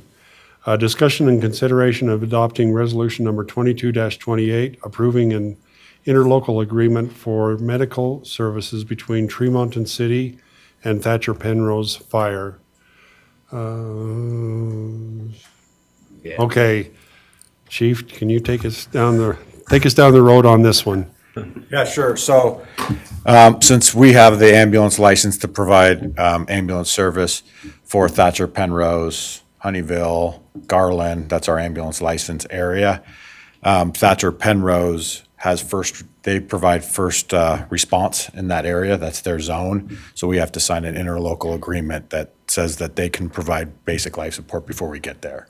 So it covers us liability as well as them liability. So it's a requirement by the All the state. cities that have first responders? Yes.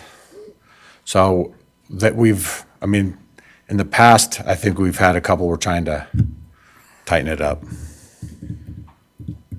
Okay, would you say that again? So if they have an emergency and they have EMTs in their city, Correct. then those EMTs go there first, Correct. And we would help if necessary? Is No, that- no, we have the license, so we provide the ambulance service. Okay. They just provide the basic life support before we Okay. get there. Maybe start It's their, CPR. so it's their fire response area. Stop the So bleeding. they have a quick response license that they get through the state EMS. And part of the requirement is that we sign an interlocal agreement since we have the ambulance transportation license. So will we be doing this with all of these little cities as mentioned? Yes. This is just the first of one, many? Okay. Correct. Can you bring them all at once, Frenchie? I wish. So, Is it just, Mr. Mayor, could I? Yeah, sure. Is it more, for those who don't understand it completely, is it more like they're rendering first aid, more or less, until we arrive on scene and with a higher license can provide a more higher level of care and do the transport? correct. So they can also go for a advanced life support first responder license, but no one has one of those yet. They just have the basic life support first responder license. And since we have the higher license, like you said, as well as the transporting agency, we're an interlocal agreement EMS wise. What are That makes sense? what are finances like on that? Do those cities, What do you mean? do they, They don't They charge. they can't charge by state legislation. okay, Only the transporting agency can charge. okay, okay. So, any other questions? Any other questions? So we have to, like you said, we have to go out to Garland and Honeyville, Right. but it's pretty much, Box Elder County pretty much covers those, so it'd be just one. Any, I make a motion that we adopt resolution number 22-28. I'll second it. Been moved by Lyle Vance and seconded by Wes. Roll call. Wes, we'll take it from your side this time. Wes, aye. Connie Archibald, aye. Lyle Vance, aye. Brett, aye. Rick, I. Rick, I. We got it. Motion passes. Thank you, everybody. This might be a good point where we need to go into closed session. We do have, well, we have a couple of items on our workshop agenda that we didn't really get a chance to talk about. Why don't we cover those for just a brief minute? Let's see, we had a presentation on funding sources for the Bear River Valley Senior Center that I believe what Mark was going to talk to us a little bit about and kind of break out the costs. Mark, can you take a few minutes and do that? And then we'll get through some of these items and then we'll break and those that want to stay, they can stay, but we'll go into closed session kind of toward the end here and we'll, so you can go home if you want to. So if you remember, last week, we talked about, the council wanted to know kind of what we're paying as far as other people's share of the senior center and what our options are. So this first slide just kind of gives you an idea. I know the council's well aware of the senior center and the good things that it provides for the seniors in our community, in the whole valley, really. This was one of their reports just for the month of April. They served 374 different individuals, but they provided 5,837 kind of acts of service, whether it was those guys participated in an activity, or they received a meal, or they received a ride, or there was a volunteer helping others. So, just going down the list, 262 different individuals participated in an activity that was sponsored by the Senior Center. They delivered 2,725 meals to 190 different individuals. they provide rides back and forth either to the senior center or to the hospital. They'll give rides for those. And then 27 individuals volunteered their time. And yeah, now you can go to the next one. So this is what it costs to run the senior center. A 3-year average. I took all the expenses that it costs minus the capital expenses. So not counting like a new roof or the new carports or different capital expenditures that are sales tax funds for the senior center. But it costs about $422,000 to run the senior center. Then I took the revenue sources and I backed out any source from the contributing local governments. So the county pays their proportionate share, Bear River City pays their proportionate share, and Plymouth kind of halves their proportionate share, but they do contribute a little bit. So we receive $181,000 worth of revenue.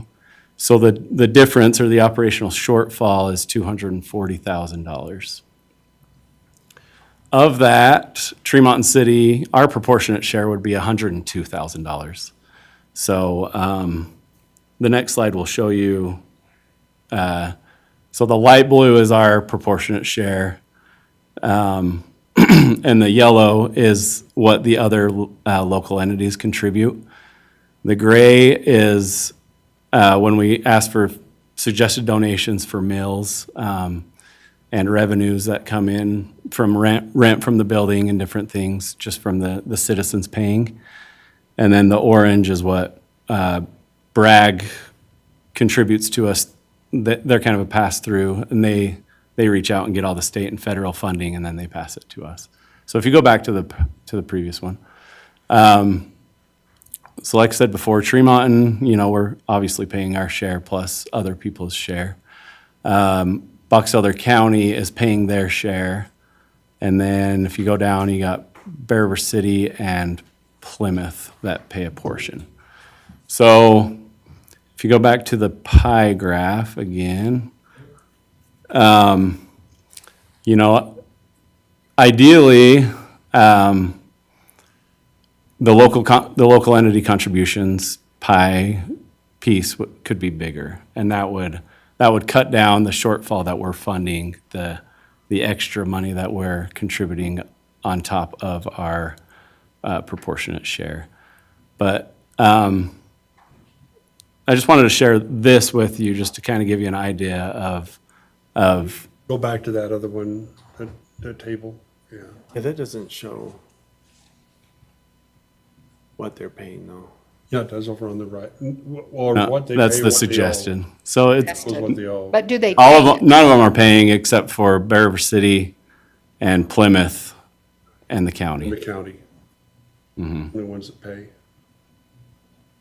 And so, we talk about options, and there's a lot of just trying to think of what the best thing to do would be. Personally, I think the best thing to do would be to, if the other cities were able to pay their proportionate share, that would obviously be the best. If we were to go out and say, all right, we are a Tremont City community, we're going to fund Tremont City seniors, residents only, we all of a sudden have to ask questions to Bragg if we would be able to continue to get funding from them, or if we're just on our own. And then we have to ask questions, how much would we keep the senior center operating? If we would continue 5 days a week like they are, how many meals we would make. There's a lot of fixed costs that go into it that I think we'd still have to continue to pay.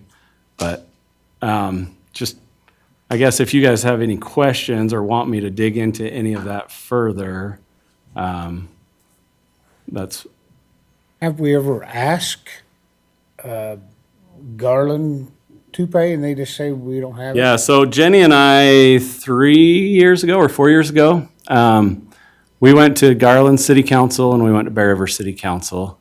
And we gave them a little presentation and let them know what their proportionate share was.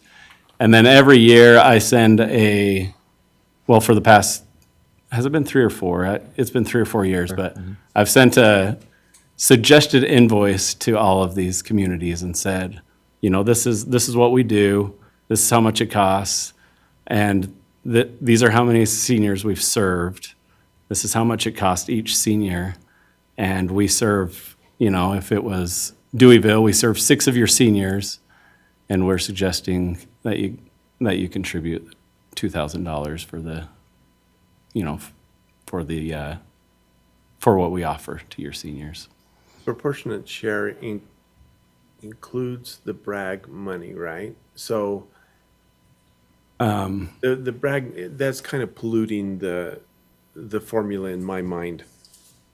The proportionate share includes it. Excuse me, Yes. brag is $111,000. Yes. Right? Of the total revenues. The proportionate share is the shortfall. Yeah, it's the difference. shortfall. It's that 200 and. The $80,000. Mm-hmm. Okay. I think it's more than 80. Well, it's 80 plus we're paying our share plus the other entities are paying their share. That's right. So our shortfall is 80, and those people that aren't paying on that second graph comes to about $80,000. Right. Mm-hmm. It doesn't quite seem fair that our constituents are paying for other people's benefits. I'm trying not to be mean about it, but it just doesn't seem right. So, and a lot of this is, again, we've been talking about fuel all day long, but a lot of this is we are going to their homes. Yes. In these communities and delivering their meals. These individuals aren't necessarily coming to the treatment. They're not making the trek. This is deliverable A huge meals. portion of the senior center is delivering home delivered meals to. Is cars, the expense of the cars and all that stuff, in these expenses here? It is, yeah. The operating, Well- not always the capital. You know, part of the argument was, as we reached out to some of these communities and asked them to participate, you know, a common response is, well, our residents come and shop in your community, you get the sales tax. And so as we know, the purpose of sales tax is to pay for capital projects. So we just say, you know, we do pay for capital projects with our sales tax. These are operational shortfalls. So we try to divide it as, you know, as a reasonable. Car maintenance, fuel, all that is added in there. Well, it seems to me that it seems like it's a problem to go talk to Bragg to see how they would. No, we can talk to them and see. I haven't. I mean, I would be happy to go with you if you wanted to go. My question would simply be, you know, we've went to these cities and asked for help, and we're going to go around again. Except if they don't help us, we're probably going to cut them out. So how is that going to affect Bragg's relationship with us? Right. Be really easy with that list right there. Just put a red line through all the ones that aren't paying, and then go back after we find out what Bragg's going to do. Go back out to those communities and say, "Look, pay or we're not coming." Pretty easy in my mind. Does that count the $3 a meal? If they can pay, they can pay $3 a meal, correct? Yeah. So that was the gray portion of the pie chart that was included there. So that's them paying. That's already. a donation. That's a suggested donation. Yeah. Yeah. So that could be variable. And it's a really nice meal. For $3. But if they don't have it, they get it anyway. And that $3 is, you know, it's a suggested donation to everybody 60 and older. Anybody 59 and younger, we charge $8 a meal. And Just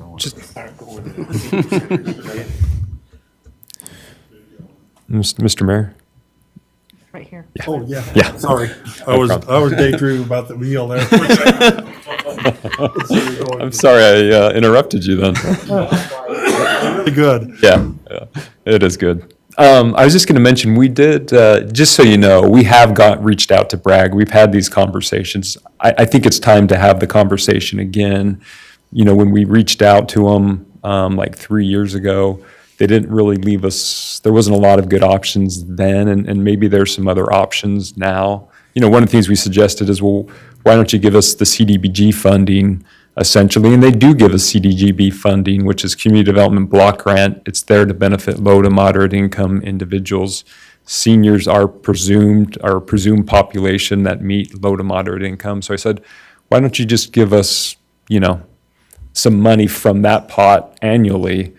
And you know, that was rejected, you know, in part because they said they just don't have that much money to use it. So we are, you know, we're actively looking and searching for ways, you know, to reduce the amount. And frankly, I feel like, you know, political persuasion, you know, that's something, if you have, you know, colleagues and your counterparts in other cities, you know, reaching out to them, you know, is helpful, I think. And we just continue to sort of raise awareness and request, because we do receive those federal funds. I think we're limited to what some of the repercussions we can do and still receive those funds. But that's a conversation I think we should continue to have with Bragg, just so we make sure that nothing's changed and that, you know, we've explored all options on a regular basis.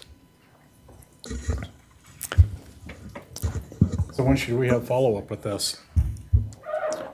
I can make some phone calls this Yeah, week and next. set up a meeting you'd like to participate? I'd love to. Yeah. I think that's a great idea. Yeah. And maybe we, yeah. Good. All right.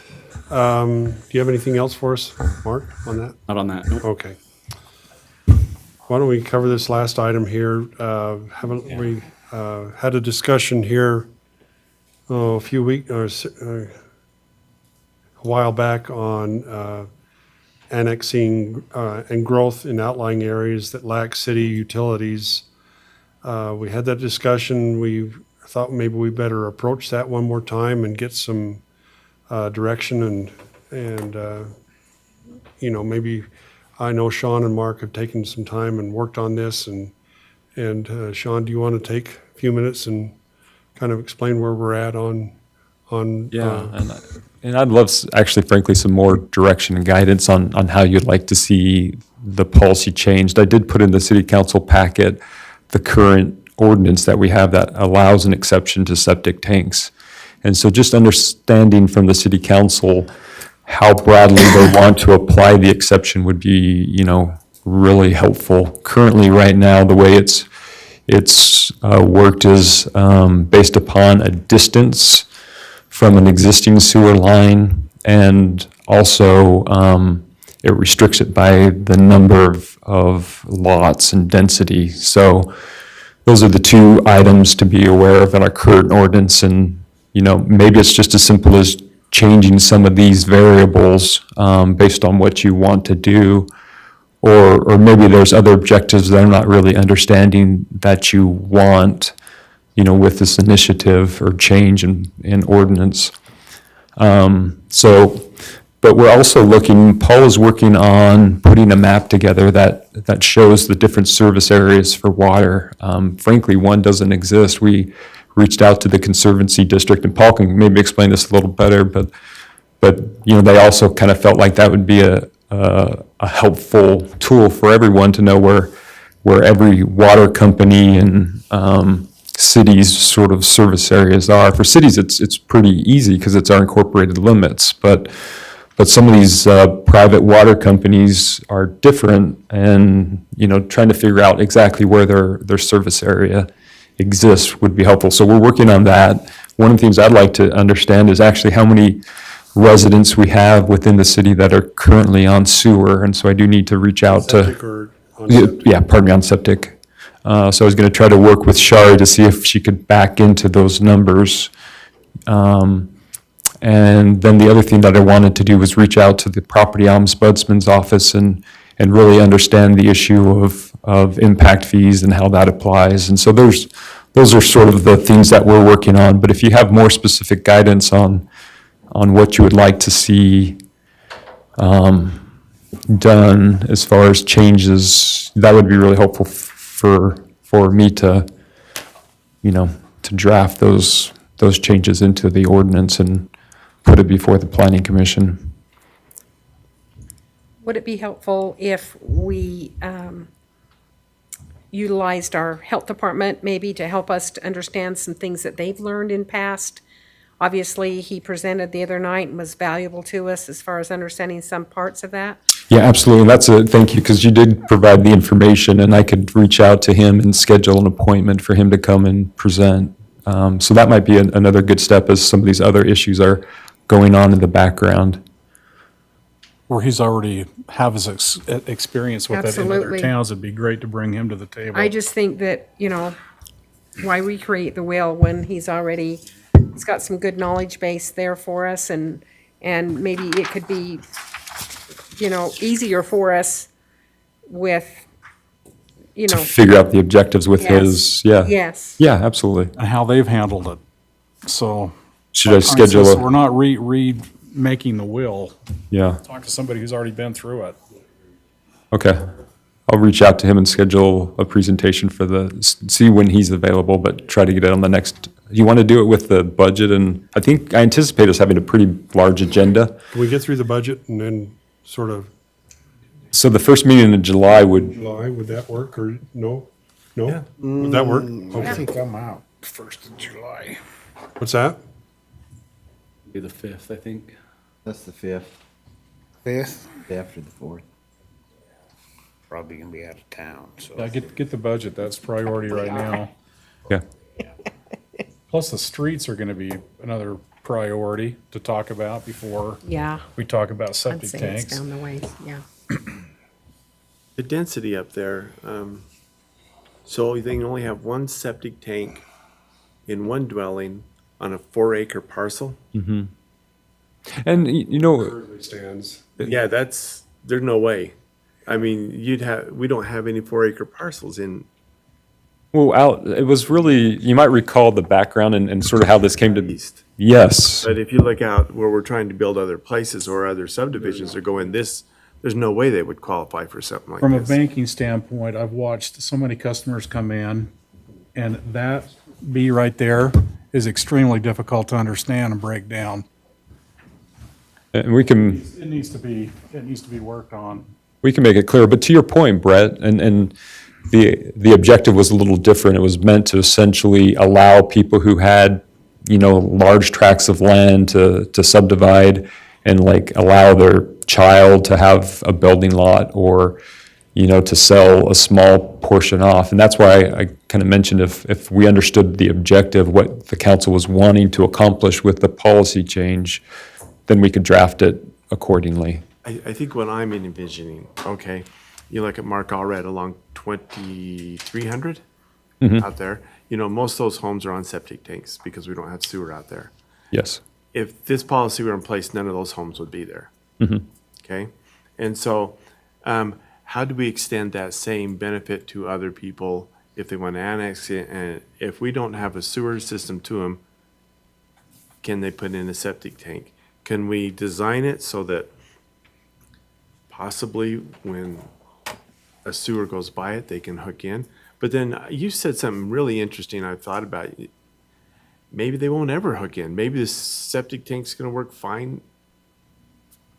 Like over there on 2300, if we run a sewer pass there, I don't know how many people would hook up to it. There's one right behind, because it's in my backyard. Yeah. And there's 2 people I've watched dig up their whole backyards because they didn't want to hook into the septic tank that's 10 feet away from their You say property line. they dug up their septic tank Uh-huh. and put in and hooked in? No, they replaced their septic tank, and now their backyard's a mess. And all they would have had to do is knock out a little fence, hook to it, and replace a little bit of grass. But they don't want to pay the connection fee. They don't want to pay the service fee. They don't want to pay the impact fee. Yeah. Which is one thing I'm really trying to understand from the ombudsman, how that exactly works. And that's, before I go too far into it, I like to have that understanding of their what their analysis is on impact fees, and if we assess them, if they're deficiency by virtue of you approving an ordinance. There's just some additional questions that I think would be good to fully understand, how that would impact the city financially in the future. So we'll schedule the health department director to come and visit with us. And Well, when you consider with health this. and safety, he would be able to give us guidance on both of those things. And then we can adjust this based on state law or health law or whatever it is. Or the law you want to create. It governs us anyway. There's some. I mean, when you get into trouble, we need to do what we can so that we find ourselves in a better position than if we were to wait and not understand some of the things that he could maybe share with us. Yeah. Well, and I don't remember who said this. It may have been even Paul or anyway, even a common septic tank where 4 homes can hook up to it or something like that. Someone had mentioned something like that, and I thought it was a good. I think it was John Mackey from the state came and did a presentation early on. And just saying that there are solutions out there that, and I think those kind of things need to be presented to the health department and see how they would impact, Absolutely. But maybe Yeah. those kind of thoughts need to be added to that discussion. Yeah. Those are the ones that, after you identify the problem and that type of stuff, down the road, hooking up, that's an issue in itself, how you handle that. With the other issue is exacting water. That's another thing that we've got to go through and, how big is a lot and when are we going to stop exacting, or if we're going to stop exacting, and Based on the lot, yeah. I mean, that's just, we got to go down that road and answer those questions and go with it.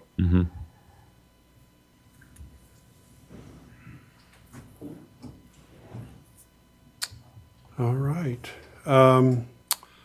Let's see here. Sean, do you want to give us a little update on the DRC?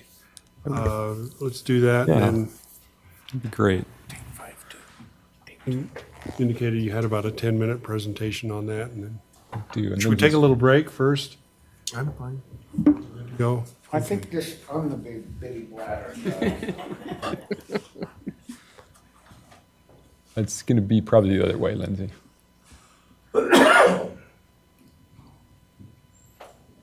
Yeah. So this is kind of I think this is an exciting project, and maybe you've heard about it, but it's the rehabilitation of 2 historic buildings in our downtown with the addition of some new townhomes. So the Jepson Gym, I think everyone's probably familiar enough with that building to use it and call it by that name. When we did our historic district a year or 2 ago, it ended up being a contributing building within our historic district. The Bowcut building is not a contributing building to our historic district. And the reason why that's important is because of tax credits and frankly, the groundwork that we've laid through doing the historic district makes this project feasible. And I don't know, Lyle, if you through tax credits, have heard about purchasing tax credits, but essentially these individuals are using the market forces that are existing, with housing and just essentially the need for housing and the cost of housing, and also these federal tax credits based upon restoring these historic structures. So the idea is, if you would go down to the next. There are state credits out there. I'm unaware of federal ones right now. Federal? Yeah, the federal. State. There are state for homes. They're working on hopefully the commercial, but these are federal tax credits. And the reason why I mentioned and thought of you is essentially they're going to have hundreds and thousands of dollars of tax credits. And essentially they're looking, they won't be able to use all those tax credits themselves, but they can sell their tax credits. And they said that some of the banks were going to purchase some of these tax credits, or commonly do. And they were also looking to maybe market these tax credits to some of our local industries to sort of have them help support and invest in our historic downtown. Something new I'm unaware of. Yeah, I think it's pretty exciting because it, one, we're seeing the market sort of, help create these projects, but these tax credits are sort of filling the gaps. And these are sophisticated, these tax credits aren't easy. So the individual that's doing this is Clark Jepson. I don't know if you know Clark. He's doing the construction management side, but there's another individual who used to work for Wasatch Development, who was an attorney and has done historic, rehabilitation, and he's the one who understands the tax credits, and he's the one that's pursuing those tax credits for this project. But the Jepson building is going to have 8 suites for commercial and office on the first floor. They'll have 1 vendor in it. This is what they're proposing.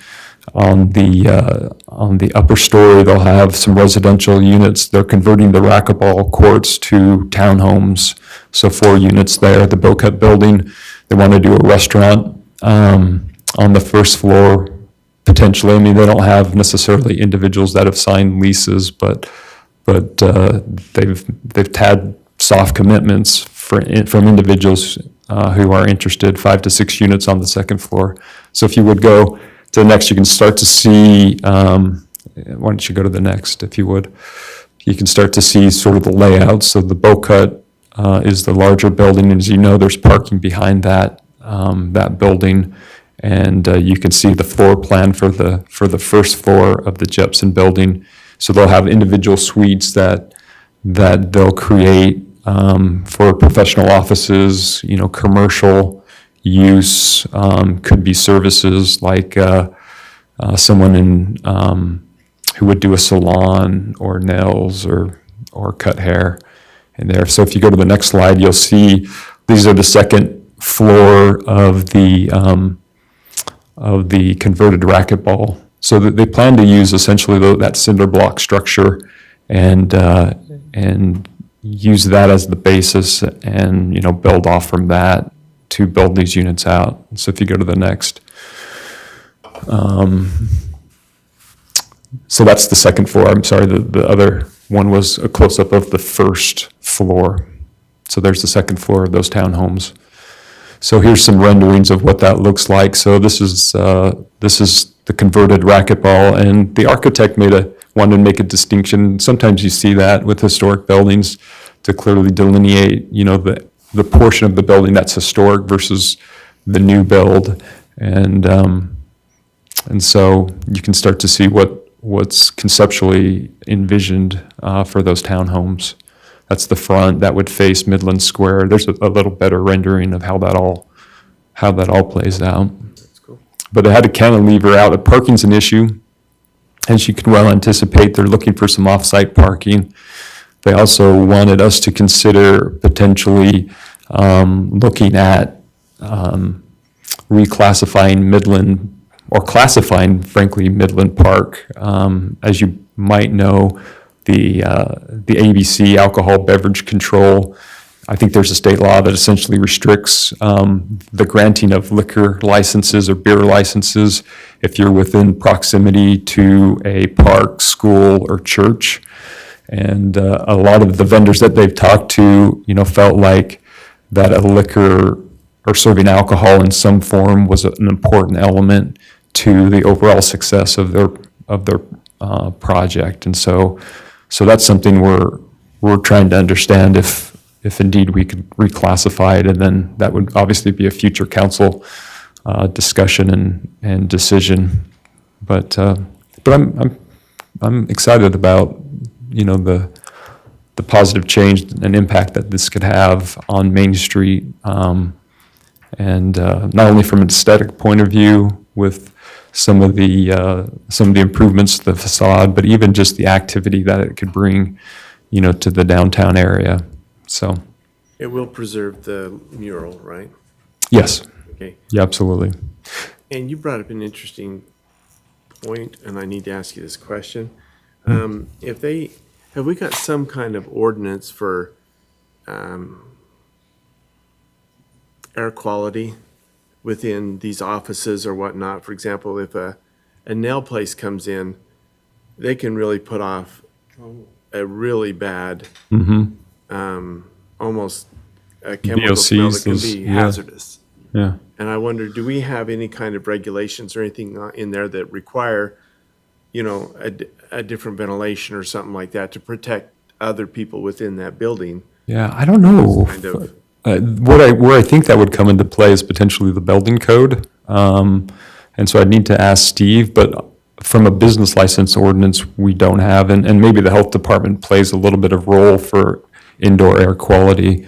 It's a good question. I think it's something we really need to look at because you put a nail place inside there, you're going to expose a lot of people if they don't have the proper ventilation. And not just nails, but there's other kind of businesses that could come in without proper ventilation, could cause some issues. Well, and part of what they're showing in that first floor plan, I guess they do have a commitment supposedly for someone that does like a juicing. And so that first, a good portion of that building, or relatively speaking, because there's 8 suites, but the largest vendor there would actually be a food company. And so, some of those odors and smells might compete with each other. And so yeah, that's a good, Yeah, food good company point. definitely has regulations on ventilation Venting. and all that. And so who would regulate those companies? Is it the health department that, I would for think example, so. if it's an environmental issue with, I'm not just picking on nail companies, but it's the only thing I can think of. Would the health department be the one inspecting that, or is it our ordinance officer? Who follows up on those kind of issues? Well, I'll talk to Steve to understand on our side, but that might be a really good question that we, ask the health department too. I think and I don't understand the occupation licensing if nail technicians are licensed at a state level too. I guess that's somewhere else that we might be able to understand what the requirements are. But good question. So you see a dumpster out there right now. They're gutting the building, so they're underway. They want to, continue to push forward. I think they're wanting to get some approvals and start construction, this spring, or this summer and fall. So, They don't need approvals from us. well, they site plan, right? That's right. So the Midland subdivision, some of these I won't spend a lot of time, but we're working on, I think this is on the next planning commission's agenda, but it's the rehabilitation of the old hospital and turning some of those individual patient rooms into studio apartments, and also rezoning the back portion of their project. It previously was owned by the county, but they were able to acquire from the county a parcel of land that's on the very back of that project. And so they're hoping to get that rezoned. Just one thing to bring to your attention is, we've identified that they need to pay a park impact fee from the conversion of an institutional use to a residential use for parks. So we charge impact fees for parks to residential use only. So, the rest of the impact fees are services that they provide. There's no impact, but for the park system, there is an impact. We've also worked with rezoning to either have developers provide on-site amenities or make contributions to help us with park offerings in addition to their impact fees, and they're electing to do some on-site amenities. So if you would go to the next slide, the Wizard Wash. This is on the corner of 1650 East and Main Street. It's been a project that we've been working on for several months. I would just bring to your attention, and DRC worked through them, the original site, even though they owned the entire parcel that's shown there, that had a much smaller footprint, and they were trying to, I think, save, a parcel for a different use at some point, but, through, looking at turning templates and stacking and all of that, they've expanded it to encompass the full parcel size.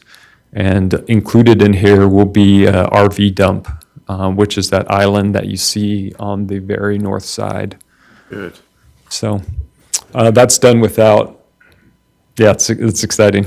Yes. And, he's not going to regulate it per se. He'll have an on-site manager during a portion of the day, but his hope is that people will use it respectfully, and that they'll also wash their car when they.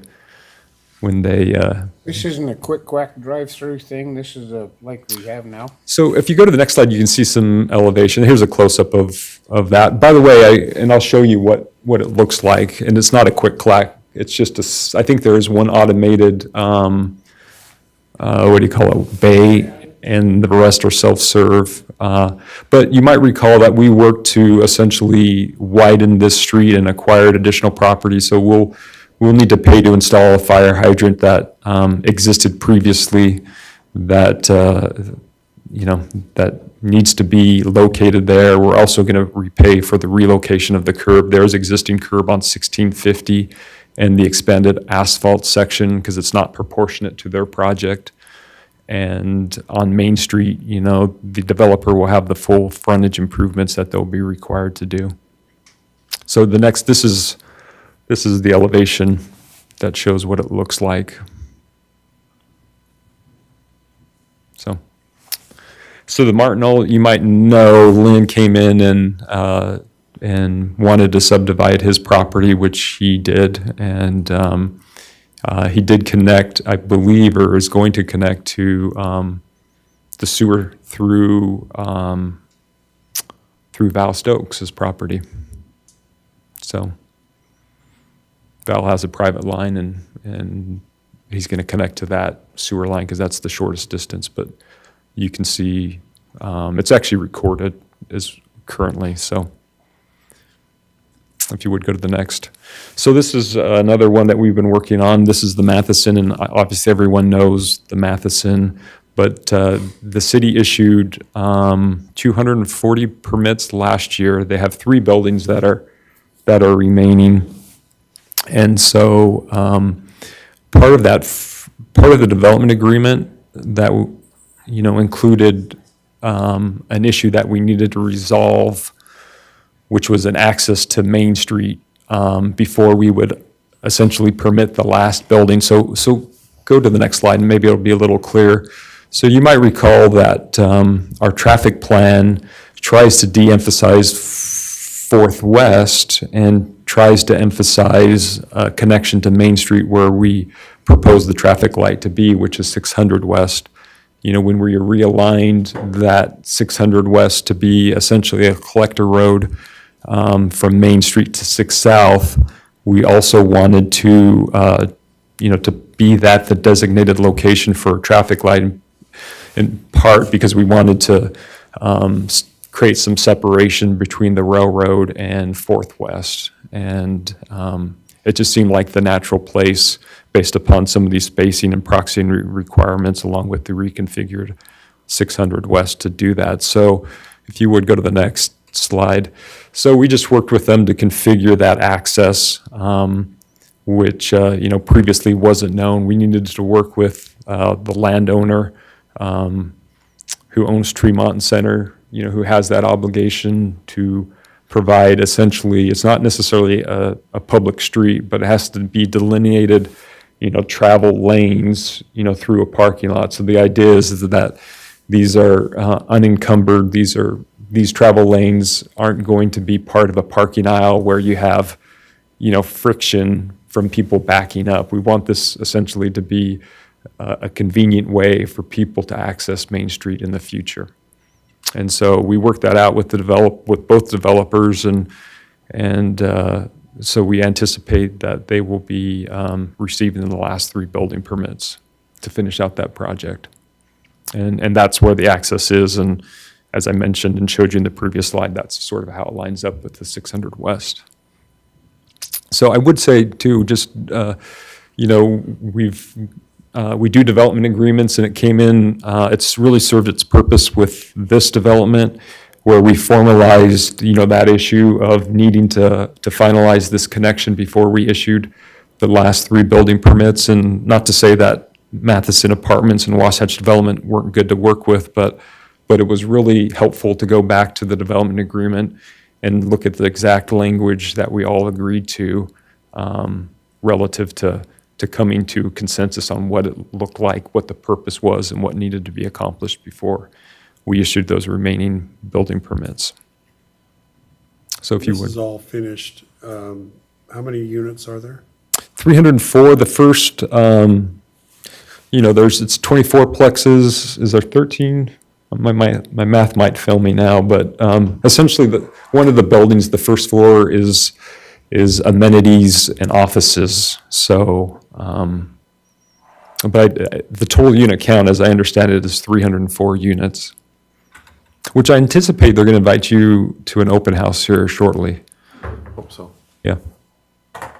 So if you would go to the, I'm not going to spend too much time because we already approved N, but the last phase is shown up in the northwest corner, which is the rest of the townhomes, which they're very close to finalizing. They've been approved. I think we need to finalize the development agreement, and they'll be platting those as well. So that project will be built out here shortly. That's just a close-up of the plat with some of my scribbles on it. Putting roads and everything I in. know. So if you would go to the next, Yesterday. and then the next one. Jasmine Trucking, this is a trucking company that is coming. It's a lot that's owned by Val Stokes on 2000 West. Crump Reese owned it previously and sold it to Val. And Val is proposing a subdivision that would split the parcel, and there would be a trucking operation on the front of the parcel, which is shown here, and I think an overflow for his trucking operation as well, which would be in the back, which is, you can see the back of the parcel, but it's not illustrated with any improvements. So if you would go to the next slide. That's the subdivision. They would have a common access that they would share, which is that hatched portion. So we try to consolidate the accesses so there's less access points, because this will be a minor arterial road through this portion of 2000 West. And there's just a close-up of what it looks like. It's, I think right now, if I remember right, his plan is just to do the parking lot because of costs. So I don't think there's going to be a building, but and it's been a while since we've talked about it, but he's planning on doing the hardscape and I believe the softscape with the building to be constructed at a future date. I think you guys are aware of the junction. I'm continuing to meet with them.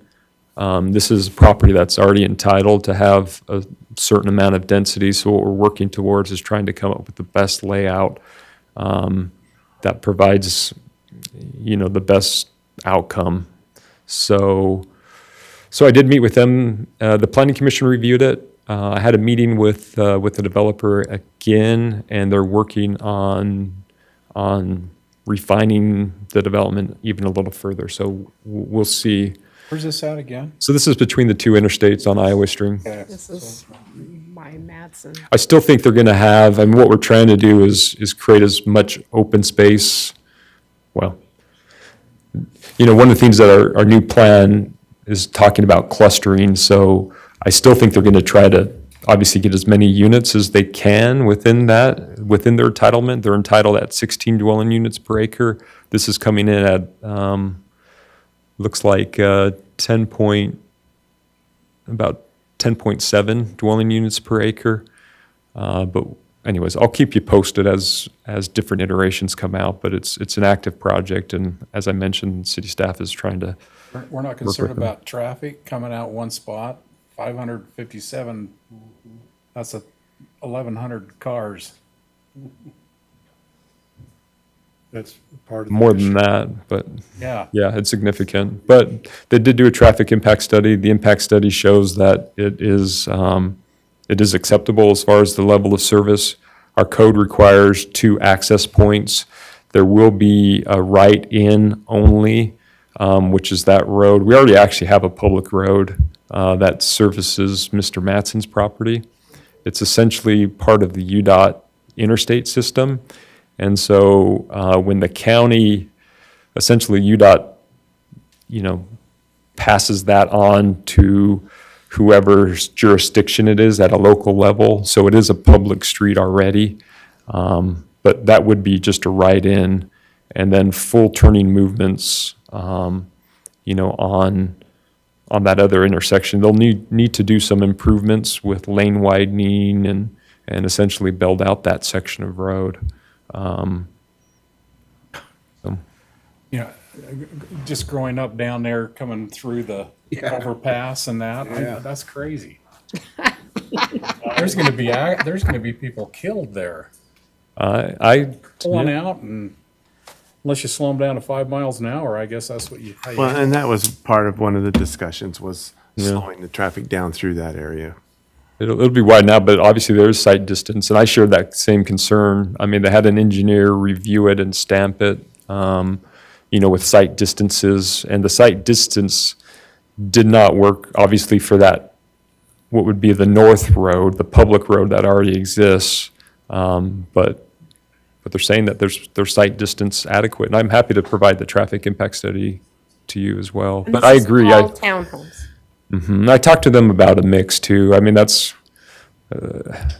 in my mind, it's always great when the neighborhood has different demographics and social economics for neighborhoods, for all kinds of different, And so I talked to them about that as well, and I just continue to try to work with them to come up with the best project. To their credit, the code that we have doesn't require amenities. As you know, through the rezoning process, we've negotiated amenities, improvements, those types of things, but the ordinance that exists for this zone does not require that. And they are putting in, a pool house, some playground equipment. We still need to work out the park that's shown there, and Brett was there when we talked about it, and I'm telling them that I think it's a community park that they should put in, and we sort of, anyways, so we're working through all these issues to, like I said, to come up with the best project. The that other we thing, can. though, is this company in particular really does, from what I've seen, some really high-end, nice, aesthetic-looking buildings. And everything that I've seen so far, it was really impressive. And so you're just looking at an overview here, but when you look at some of their other communities they built, it was impressive. Yeah, it's D.R. Horton. They're a national builder. They're, I think, the first national builder that would come to Tremonton. So they, they've done it well, and they've done it throughout the United States. So they're And they have a point to well prove versed. this in the north end of the state, so. Yeah, and I can give you more information on the company itself. Even give you some different projects you can go take a look at. But I agree with Brett. I mean, I feel like we've seen different iterations of this project, and I think this is better than other alternatives and versions we've seen. We talked about, as it related to the septic tank issue, about that they have the ability to provide and do a regional lift station. The issue is that the topography doesn't work in our favor. And so essentially their sewer line, if everything slopes to the west, and so in order to keep the sewer lines at a reasonable depth, it just doesn't work to do a lift station, that's off-site. So they'll have their own lift station that pushes the wastewater, to a point where it can gravity flow into and down into our system.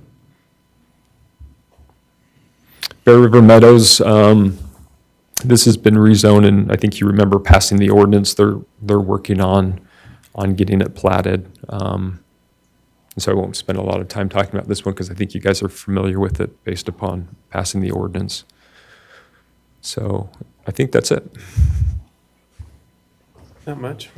Not much. Not much. Not much going on. No. Holy cats. Tons. Yeah, and these are complex projects, some of these, so they're not, I'll say.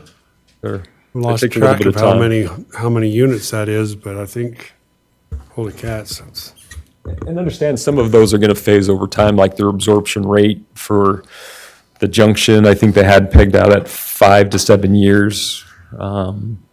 So we're seeing the build out condition, but realize it's going to take a while. well, thank you, Sean.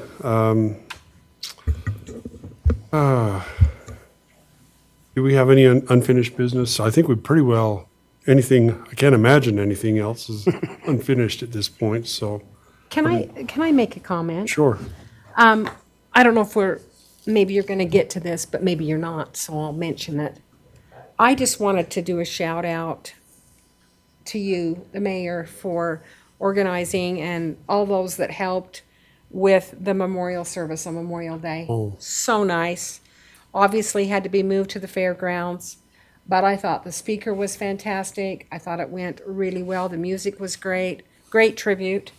So thank you. I really felt good about that particular event. It's always a special one there. Yeah, it amazed me that, people found us. I mean, at the last minute, we had to move it to the fairgrounds and still had a lot of people there. And more chairs had to be put up, and it was a lot of work, but it was so, so nice. So thank you for putting that together. Bet. Boy, just a lot of stuff here. Do we need to review the calendar? I guess there's a couple of things that, I just put a couple things on there. You had a presentation about the farmer's market, but continuing on first Saturday of each month through October.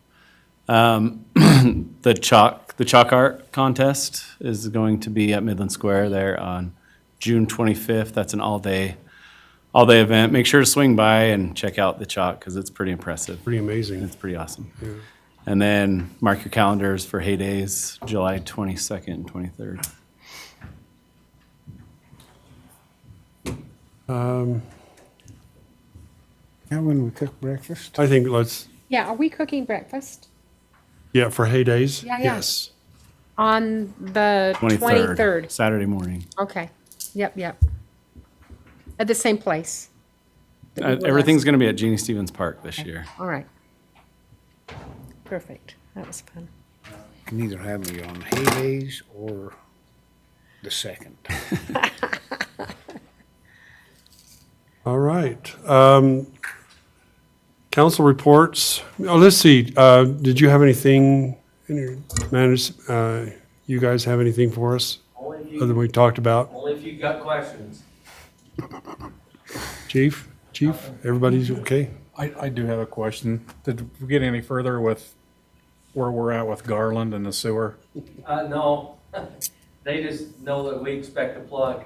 What we're kind of waiting on is, last month, how they pay their bill is last month they paid us their bill even though they was treating their wastewater most of the month. We're gonna see how they do this month. If they don't pay us, then it's time to go say, plug goes in today, and so, because they've got all the wastewater going to their facility now. And they have for almost 2 months now. So. Good. No, they haven't responded or anything. They're just a little disappointed. Why don't we do the council reports and then we can go into closed session at that point and get that kind of done. Anybody? Rick? I don't have anything. Lyle? No.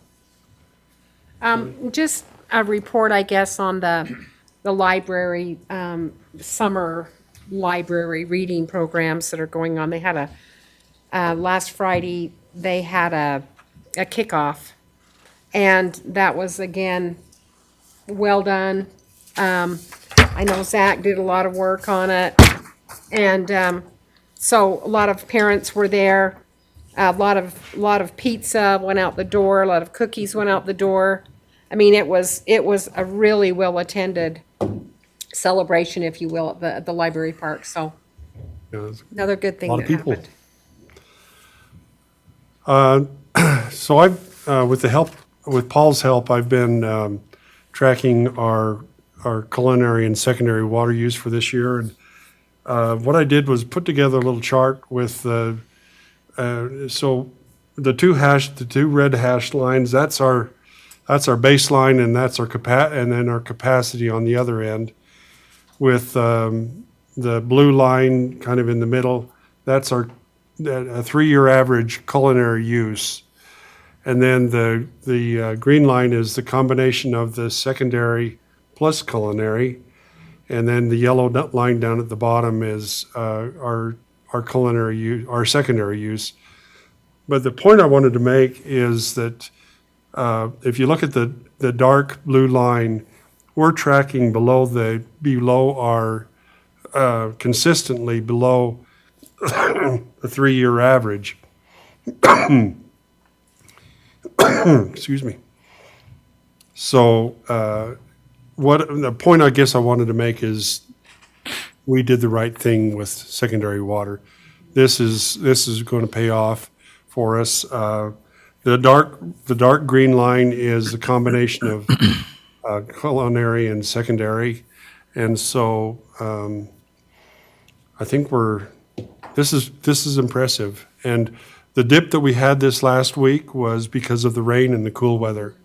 So it's our residents are conserving water, even though we have more ERUs now than we did last year and the year before. We're conserving water. That's all I had. And if you want to see that, go on to the city website.